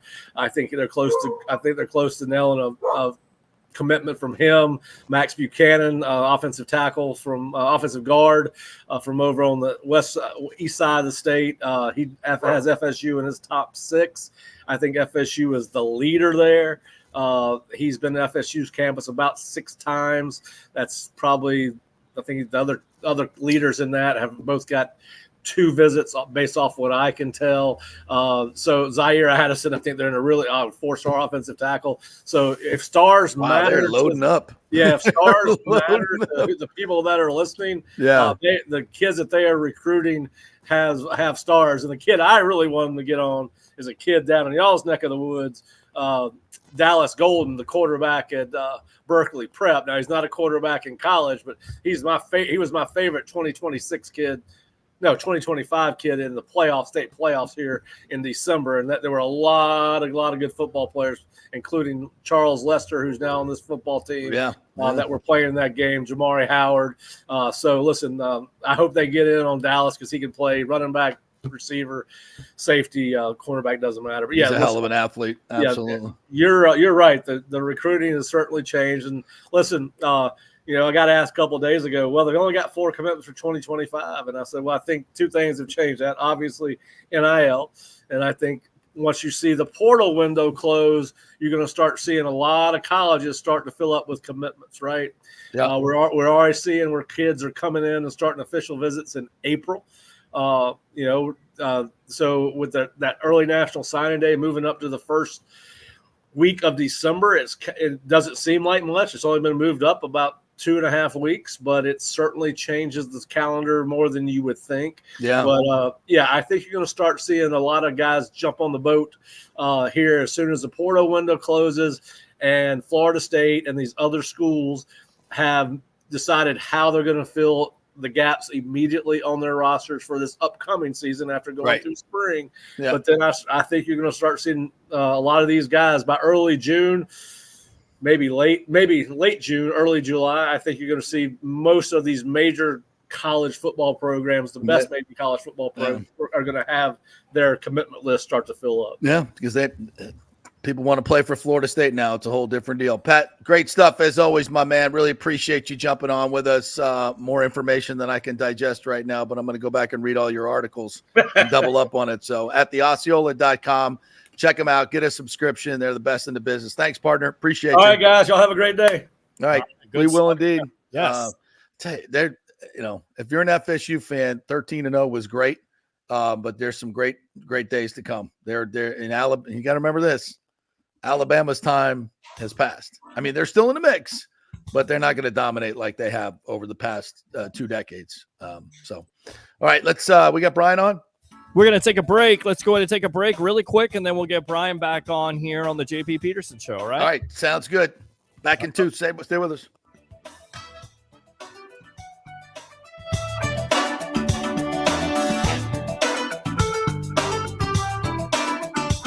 Are you looking to be more productive and healthier? Do you know chronic dehydration affects your overall health and well-being?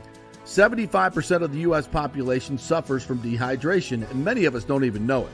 That was me before I was introduced to Hydrate Heroes. 8 times the benefits with hydration. A beverage with benefits more than just hydration. That's right, 8 times the benefits with hydration. Hydrate Heroes provides a refreshing, great-tasting beverage powder to mix with water, providing elderberry, zinc, vitamin D, electrolytes, amla fruit, which provides a great source of vitamin C, along with a proprietary mushroom blend that has shown to help increase endurance and energy at the cellular level. Hydrate Heroes is so confident you're going to love the taste and the results. They are offering our listeners a special offer, a free 3-pack sample, no credit card needed. Just go to the jppetersonshow.com, the jppetersonshow.com, and click on Hydrate Heroes logo. Hydrate for health today with Hydrate Heroes. All right, this is for all you guys who don't want to go to the gym and do 5,000 crunches. At Bay Area Modern Medical Center, you can get on the new True Body machine where you can reduce fat and tone up your muscle. It's like doing 54,000 crunches in just 15 minutes. Define your body as you see fit. True Body offers personalized muscle stimulation that delivers the equivalent of those 54,000 crunches in just 15 minutes. Just get in touch with them at Bay Area Modern Medical Center, BAMMC.com. Chris Lugo and the team over there will set you up on True Body and get amazing results. Non-invasive with comfortable and little to no pain and zero downtime. You can isolate and target those areas that you want to improve and treat multiple areas simultaneously. It's an amazing machine, so check it out at Bay Area Modern Medical Center, BAMMC.com. This is The Strike. 102.5 WHPT, HD2 Sarasota, Tampa, St. Pete.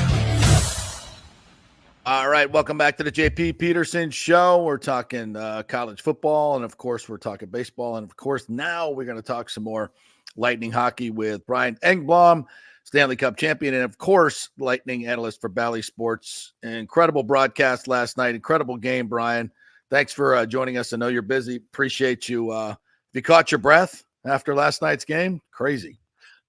Yeah, that was a terrific game. The goaltending was just brilliant, wasn't it? Wow, that amazing. There are games where, you get 10, 11, 12 goals scored, and a lot of them are tip-ins and rebounds. And, the puck went in the net, and, everybody cheers, and it's great.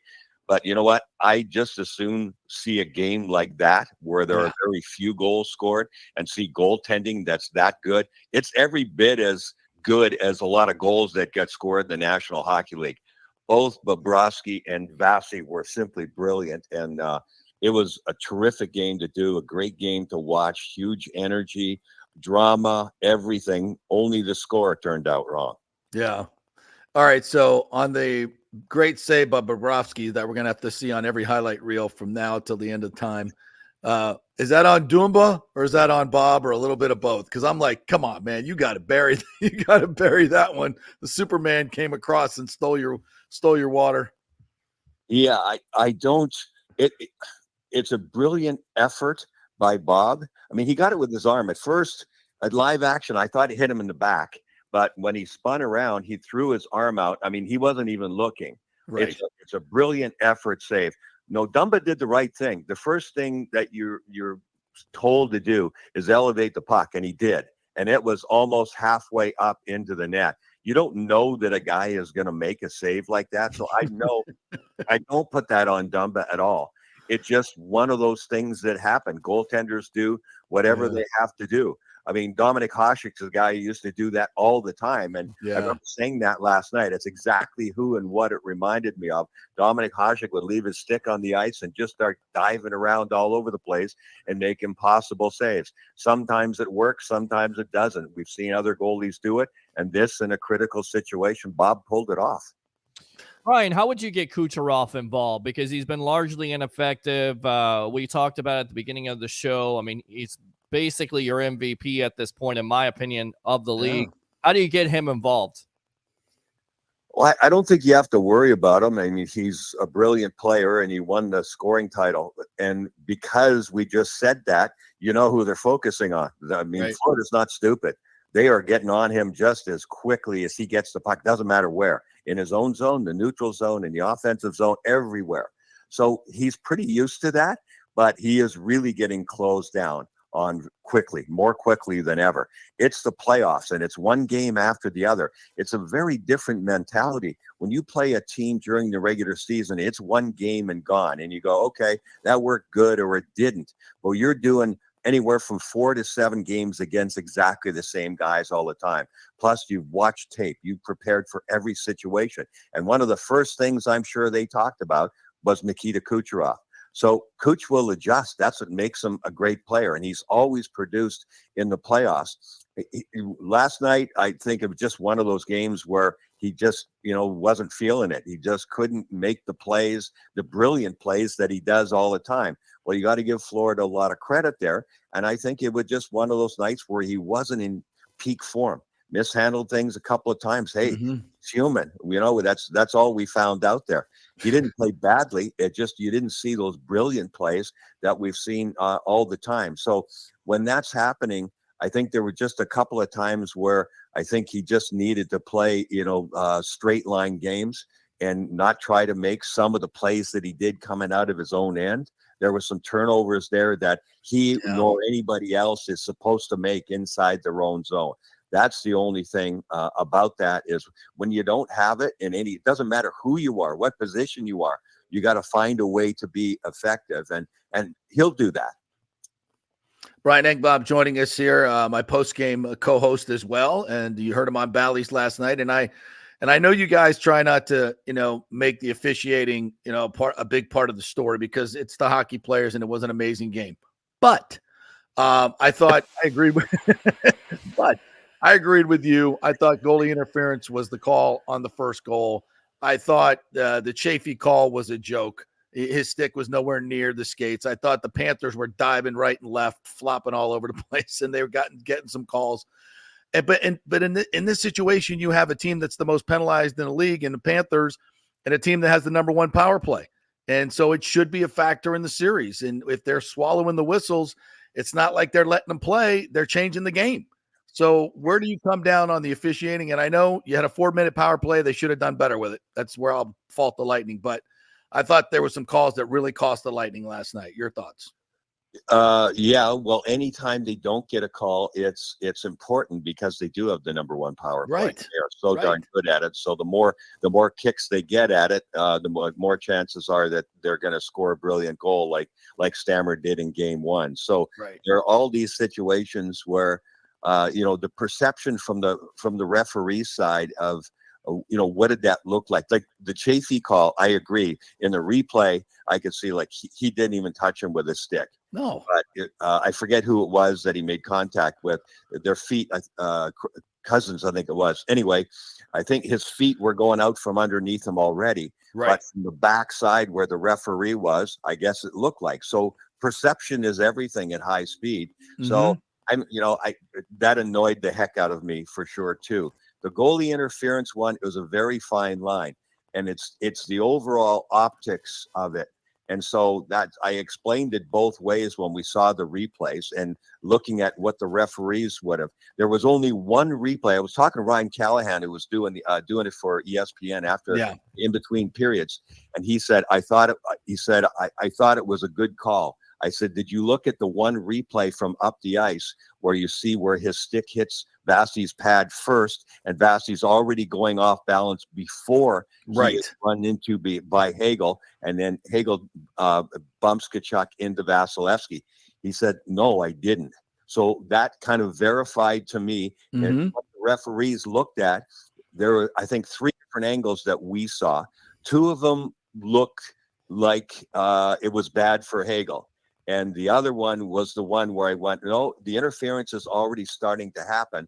And so that's what I said. So it was a really good challenge. I think the Lightning did the right thing. They lost it. But in the long run, it was a good challenge because I think they looked at that one and saw him hitting Vasi's leg first. But unfortunately, that's not what the referee saw. They saw the overall look of it and went, okay, it's fine.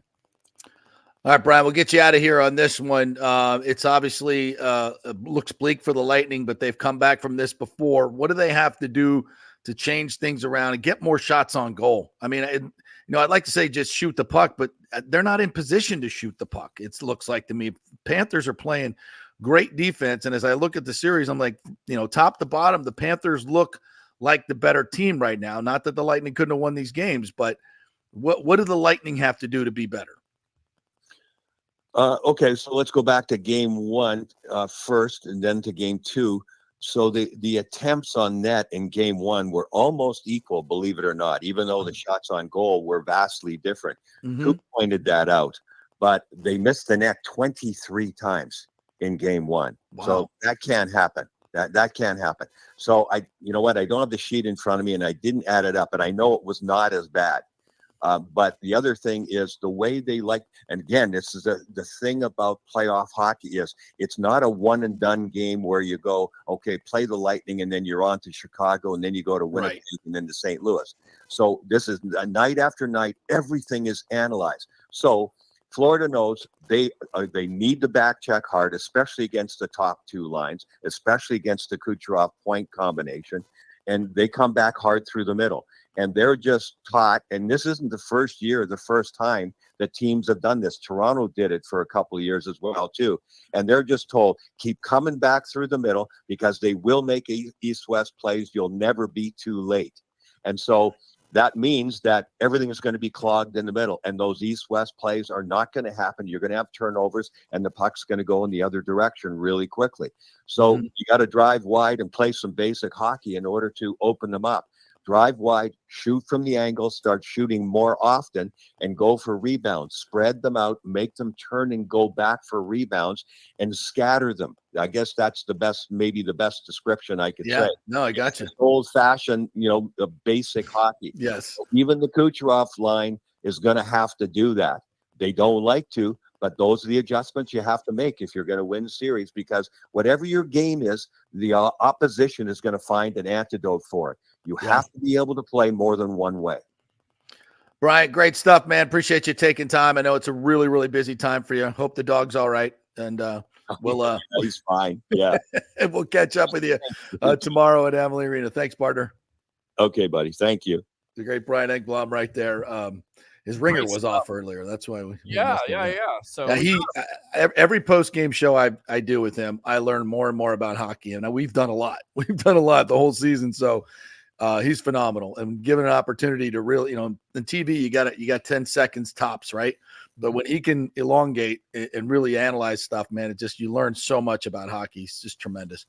All All right, well, let's go right over to a guy I could say the same thing about when it comes to football, and that's Trevor Sikkema from Pro Football Focus, who joins us now. What's up, Trevor? How are you? Fellas, I'm doing fantastic. Appreciate you having me. Get a little lightning talk in there for you. I know you're watching your Bolts here. I know. I was going to say I could have just sat on and listened for the next 15 minutes for my segment. That could have been great with me. I love listening to Brian break it down. I agree with you. He's awesome.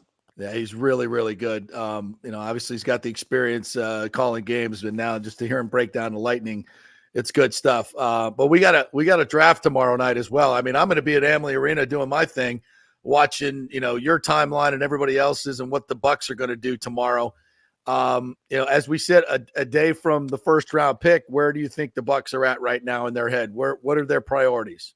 I think it's going to be trenches one way or another. I really do. I think they'd love to come away with one of the top 3 pass rushers in this draft, whether it's Dallas Turner, Jared Verse, or Latu. And I think that they honestly might have the ability to do it.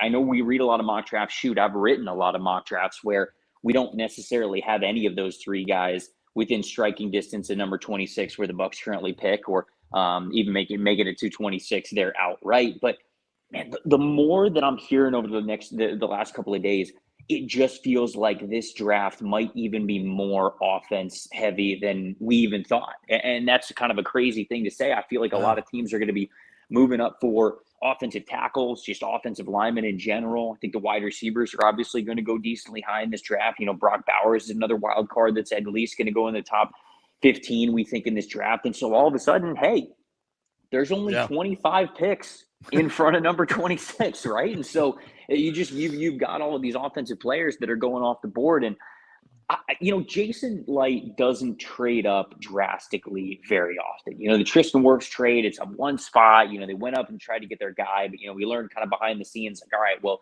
he was calling some teams a little bit ahead of that to try to make it happen. Right. Wasn't able to make a deal. They still end up getting Tristan Wirfs. And I could see another similar situation. I think Dallas Turner is going to go off the board pretty quick, but I could see a situation where if a Jared Verse or a Latu, those pass rushers fall, and we get into the early part of the 20s, 21, 22, something like that. I think Jason would be willing to part ways with one of those later draft picks. They got the extra third, and so I think that he could be convinced to move up for one of those pass rushers, knowing how bad his team needs one right now in the starting lineup. I think that's a good move. I think it's a good move. I'll give up a third to get an elite player in the draft. And you're talking about third best, maybe second or third best edge rusher in the draft at 26. That's unheard of, right? Right. Yeah. No, it is. And again, like, this just goes back to how crazy it feels like this draft could be. I mean, we genuinely might not get a single defensive player taken in the top 10 this year. Not one. And we got good ones, right? The corner group is good at the top. Really good. Right. I mean, it's not as deep as it was in previous years, but Terrion Arnold, Quinyon Mitchell, Cooper DeJean, you even throw guys like Nate Wiggins and Kool-Aid McKinstry in there, right? Yeah. I mean, you've got guys who are legit future NFL players who they're just going to get knocked down the board a little bit more because it's the team needs are so offense heavy, and this draft is so good on offense. You're just going to see a major run on offensive guys. So to me, that's to the Bucs' advantage. It really is. And I think that, the more that the closer that we get to draft night, the more it feels like the Bucs are going to have the opportunity to pick a difference-making pass rusher, even if it might be a little bit in front of 26, if they trade up to, say, like a 22, a 23, a 24, something like that. I think that could happen. Trevor, who's more likely to be there at 26? Is it a Latu or is it a Verse? And, why is Verse all of a sudden falling? Because I feel like he's the cleanest prospect in this draft. What gives here, Trev? Yeah. I don't know about falling. Look, I think that this draft is better than last year's draft. And I was on record last year saying that if Jared Verse would have declared, I think he would have been the pick for the Raiders in the top 10. They took Tyree Wilson with that spot, but I think that if Verse was in that class, he would have been picked in the top 10 there. And now, so, it's a good question because now people look at it this year and they go, wait a second. It's not like he's worse of a football player. He didn't have a bad year this past year. So why are we now talking about him as a mid to even late first round pick? And I think it's simply just because of the group that's around. And like I said, there's just so many offensive needy teams with so many good offensive players, especially at offensive tackle in the trenches, that we're just going to see a run on those guys. So, the talk of why is Verse falling, I don't necessarily think that he's falling. One, I think that he's boring in the best way possible. He's just really good, right? Yeah, I mean, like that's what there's no flash, there's no boomer bust, there's no real conversations to be had about Jared Verse. He's just good. So, with that being the case, the last month, I'll say, I mean, it's all about the players that are boomer bust, right? That you don't know where they're going.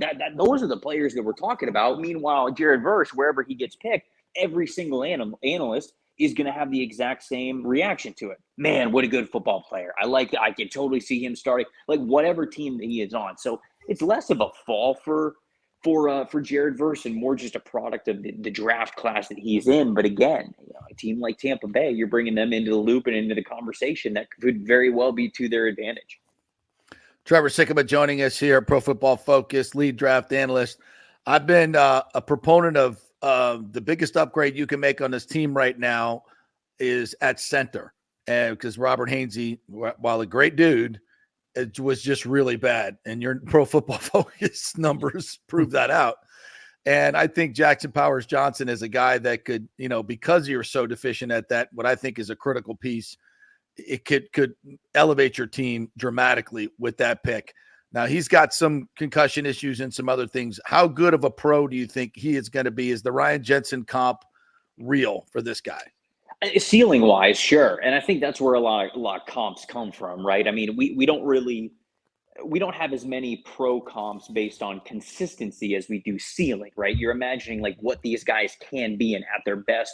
You throw out all pro comparisons like a Ryan Jensen. I mean, look, you watch Jackson Powers Johnson at the Senior Bowl, and you're fully convinced that he could be somebody who's Ryan Jensen like. And when I look at JPJ, I've had a lot of conversations with a lot of Bucs fans who have kind of reached out and talked about like, hey, if he's there, do you take him at 26? Like, is he somebody who makes sense? Do you think they're going to be interested?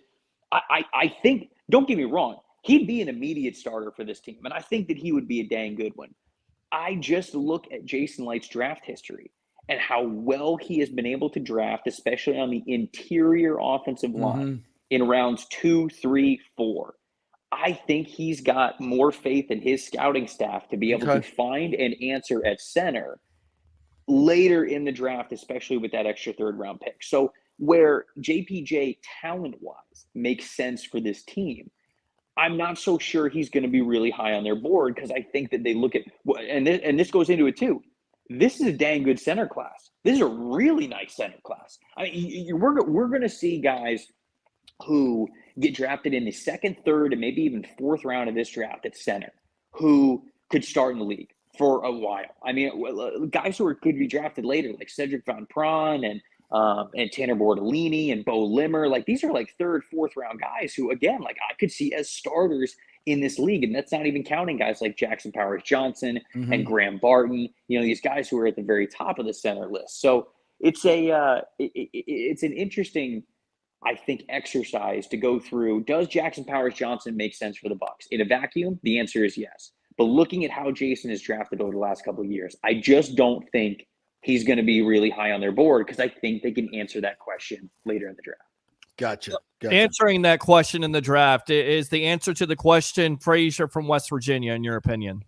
It could be. Frazier's a really good football player. I mean, and he is somebody who I think he's played center for a while, but he doesn't get enough credit for having the body type to also have the versatility to be a guard too, if they needed him to be. Now, if you're drafting him, you probably, Tampa would have to draft him with their later second round pick, right? And so I think that would require him lasting all the way to that point in the draft, which isn't a given anyways. But to me, again, like I think that reality is higher on their board than drafting JPJ in the first round. They would rather say, okay, why don't we go for, obviously we talked about pass rushers. Why don't we go kind of all in on pass rusher in the first round? Make that happen. See if Frazier gets to us in the second round. And if he doesn't, there's probably some again, third, fourth round centers that they would be very comfortable with, that thinking that they could be upgrades that could really help that roster out. So that is, I think that Frazier could be an answer for them. And I think that Frazier could even be a reason why they might be saying, hey, let's hone in on pass rusher in the first round, knowing that we've got later options in the different rounds.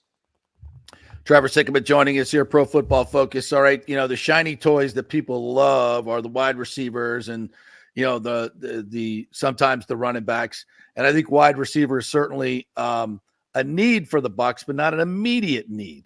And I think they're very focused on trying to be as good a football team as they can next year and the year after. That said, there's some really good ones that might fall down the board because so many quarterbacks will be overdrafted here.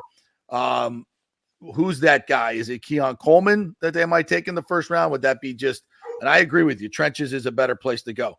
Or do you wait to the third round pick, the late third round pick, to get a decent receiver? What do you think?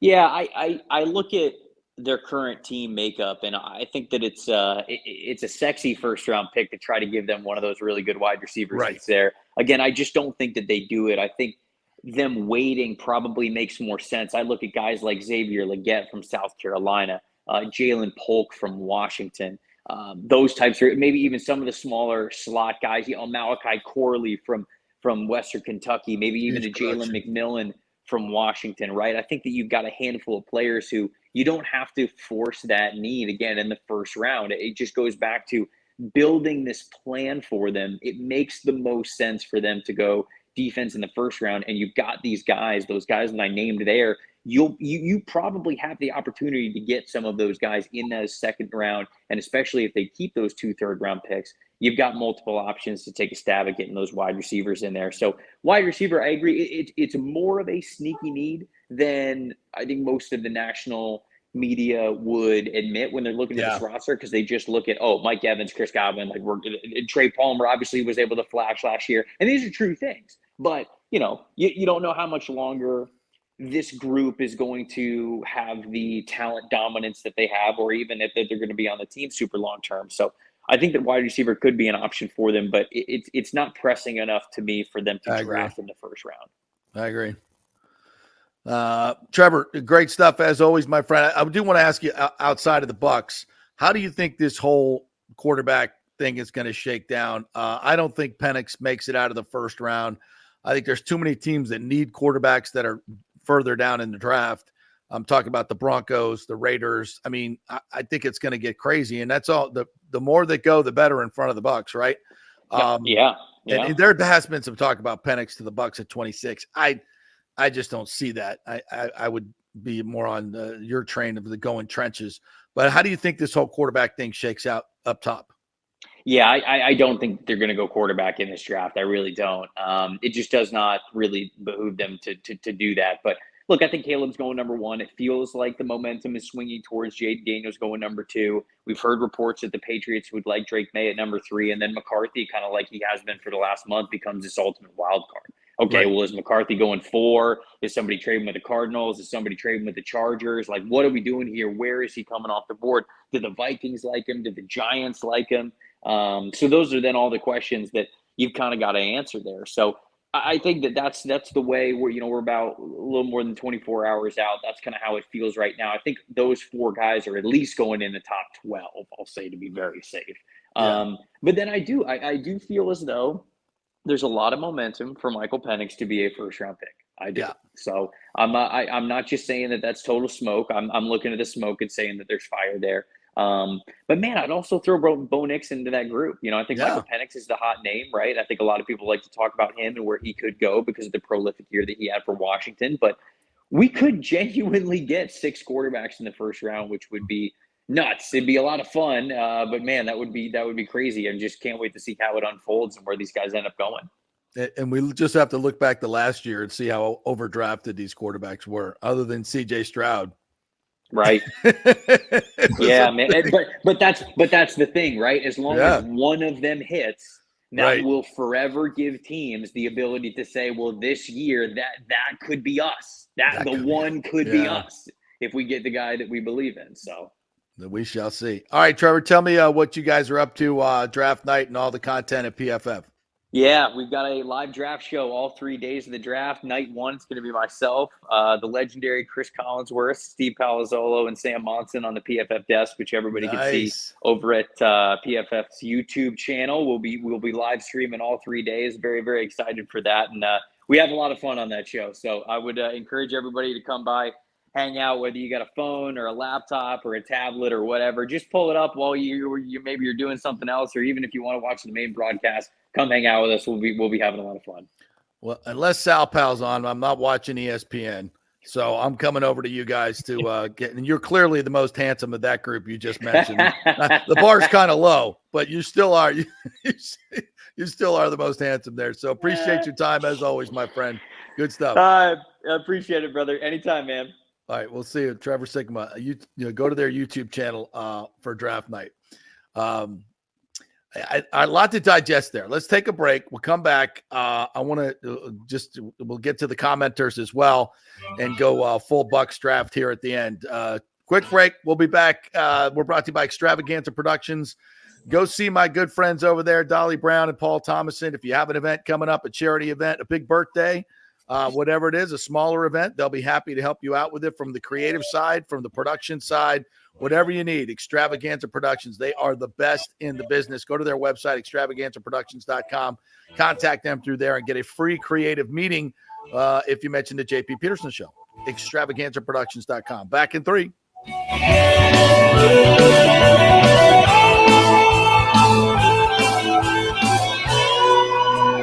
JP here for the Jeeves Law Group and my man, Scott Jeeves. If you're going to hire an attorney, do you want some guy looking for a quick settlement and a quick buck, or do you want an attorney with some chops?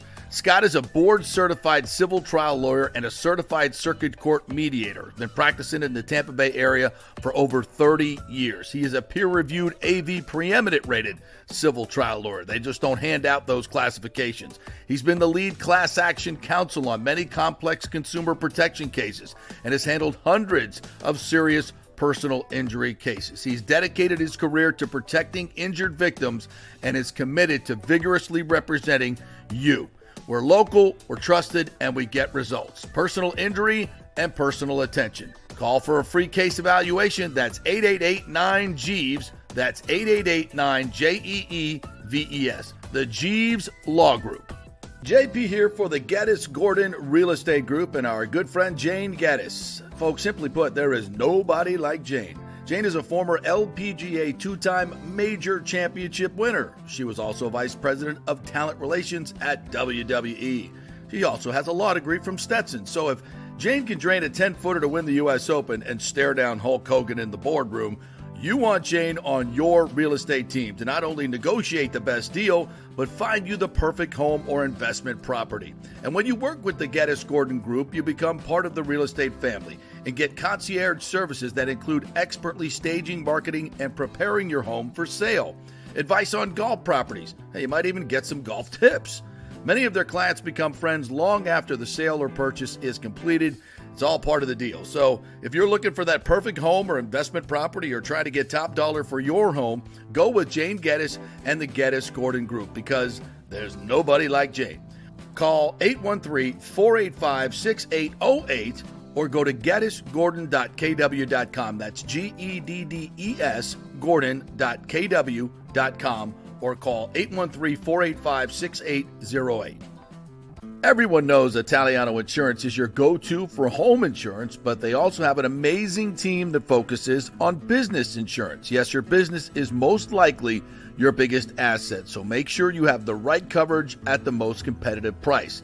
And if you started a side hustle recently, don't forget you need business insurance because if you get sued in this over-litigious society we live in, you could lose all your personal wealth. So get that business insurance. And for the best customer service, always choose Italiano. My representative, Charity, is amazing. I called her late on a Friday because my insurance was going to lapse. She stayed late until the job was done. You just don't find that anymore. Give them a call, 813-877-7799. That's 813-877-7799. Italiano Insurance. Let's go. Right now, back to the show on FanStream Sports. All right, welcome back to the JP Peterson Show. I'm Peter Blake along with the great JP Peterson as we're talking Tampa Bay Buccaneer draft in general. We do have some breaking news. I know we talked some politics on this show. Oh no. What happened now? Joe Biden has signed a law on Wednesday, a $95 billion with a B, war aid measure that includes assistance for Ukraine, Israel, and Taiwan. And then on top How much for Americans? Right. How much for the border? Exactly. 0. And then on top of it, if you want to talk about losing votes or losing the election, you may have just done that with forcing social media site TikTok to be sold or banned in the U.S. So that's where we're at right now when it comes to political news and focus, which obviously I don't understand it. Somebody will have to explain that to me. The Ukraine stuff is just mind-boggling, to be honest. I mean, everything that's gone on there for the past 5 to 10 years, not just this ridiculous proxy war, this ridiculous war, and all of this aid is under the guise that somehow Vladimir Putin, who can't defeat Ukraine, is going to somehow, once he gets Ukraine, wipe across Europe like Hitler did, and we have to stop him now so we don't have to fight him later. It's a joke. It's like the Russian army, who can't defeat Ukraine, is going to somehow wipe across Europe and take care of all these NATO countries. It's the stupidest thing ever. It's not, and all these congressmen, both parties, the Uniparty, waving their Ukraine flags in the House of Representatives makes me sick to my stomach. And all these homeless veterans. I was watching a video from a homeless veteran on Twitter, and another Gold Star family, a woman who talked about raising her kids while her husband was deployed and he was killed in Afghanistan. And he's like, for what? So we can send more of my tax dollars to Ukraine, and our country doesn't give a rat's ass about me or taking care of our homeless veterans or our military or our border or our Americans who aren't safe. It's, what's going on right now up there. And again, both parties, our government has completely turned on us, we the people, completely turned on us, we the people, on so many levels. It's scary. It's really scary what's going on. This, the president, Joe Biden, he has no clue what he's doing. The dude, TikTok is his focus right now. That's what we should worry about here. That's part of the problem. But that's just to distract you and other people from what's really going down. And it's disgusting what they're doing to this country and the American people. And look, I'm not just, and I know so many of you out there, oh, you're pro-Trump and all this stuff. I'm just anti what's going on now. And anybody that can come in here and change that has got my vote. And I don't care if it's RFK Jr. or it's Trump or it's whoever. It's just this group that's in there now doesn't give a rat's ass for the people. And it's scary because, my kids, I've had a good life. I've had a good run. I'm scary about the world that my kids are going to grow up in, and my stepkids. It's very concerning. And I mean, it is. It's comical. Go look at Jane Castor's Twitter or Kathy Castor's Twitter from yesterday's visit by POTUS. Every comment is anti. I mean, who's supporting this guy? Like, it's like there's really an election. Trust me, there's not going to be a fair election. There's no way. There's no way they can govern like this. And it's both parties, by the way, not just the Democrats, and expect to win any elections, because the people are very much against what's going on right now. And how could you not be? I mean, look at the cost of things. Inflation 3%, my ass. Rent's up 75%. 75% for rent. Gas is $95 billion to another country. I mean, am I in the twilight zone here? I mean, somebody call me. Tell me if I'm in the twilight zone. Because look at our own in Pinellas County. We're going to spend $2.4 billion of public money to subsidize a billionaire. And you want to talk about building affordable housing? How about you sell that real estate there at market price at $700-800 million and get real development on that tract of land, and then take some of that money and go build affordable housing where it's cheaper to build it and you can build more of it and help more people instead of this dog and pony show that you don't want to lose the Rays and the money that you're giving to allowing a billionaire to buy this property for $105 million that's worth $900 million. This is the biggest boondoggle in history in this county. And you want to sit there and say, this is good politics. This is good for the people of Pinellas County. About 2 to 3% of it actually ever go to a Rays game. Distraction. That's what it is. Insane. Yeah. We're supposed to talk about the draft at the end of the show here. Yeah, sorry. That was your fault. Well, I had to bring it to the forefront because I think it's crazy. I think it's crazy. We don't have the money to be sending to other countries to protect their borders when ours are wide open. It's crazy. But the ban of TikTok to me is going to definitely sway the young voters. I mean, now who's going to vote for this guy? Well, which is crazy. I'm if serious. Young voters, if that's what they're worried about, yes, TikTok. Like, what are you doing? That's insane. Yes, that's how it is at this point.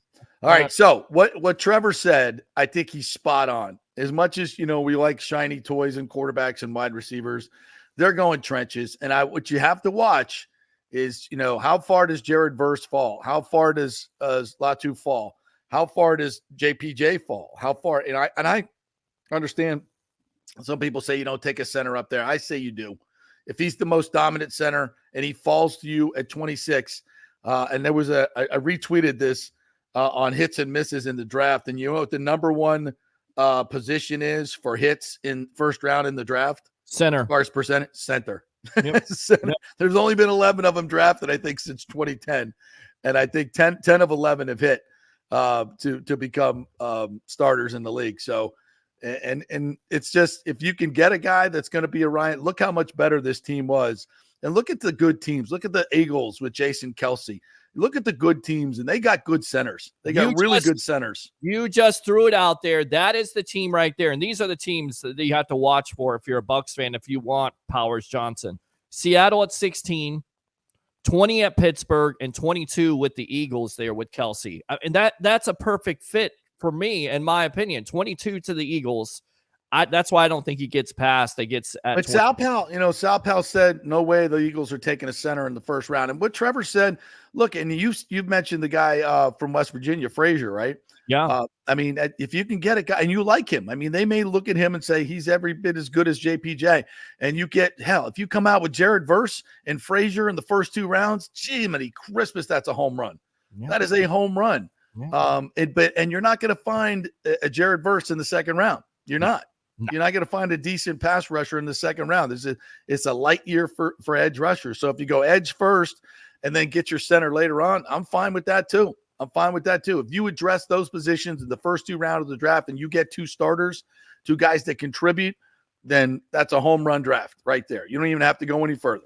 And you still got 2 third-round picks in a draft that's very rich, where you could get you could get Trey Benson in the third. Yeah. You could get a really good wide receiver in the third. How about Brandon Rice? Is it Brandon Rice, Jerry's son there? He was pretty impressive. Maybe you get him. Yeah. We need more time. Yeah. Well, you go ahead and promote your show coming up tonight. Yeah, we're going to be doing the Sports Web at 8 o'clock, fan mock draft. So we'll have you with wall-to-wall coverage, fans being general managers, possible local celebrities here being general managers of their favorite team. And if you get it right, you get lunch on the Sports Web. How about that? There you go. I love it. Yeah. Great job, Peter. Appreciate you. We had Brian Enblom today, Trevor Sikkema, Pat Burnham was awesome, JC Allen. That's what we do every day, folks. 2 hours nonstop Tampa Bay sports talk every day from 10 to 12. And, of course, you can catch it as a podcast on Spotify, at our website, fanstreamsports.com, the JP Peterson Show, YouTube. It's all there for you. Thanks for watching. We will be back tomorrow. It's draft day on Thursday, and it's Bolts Day as well. See you then.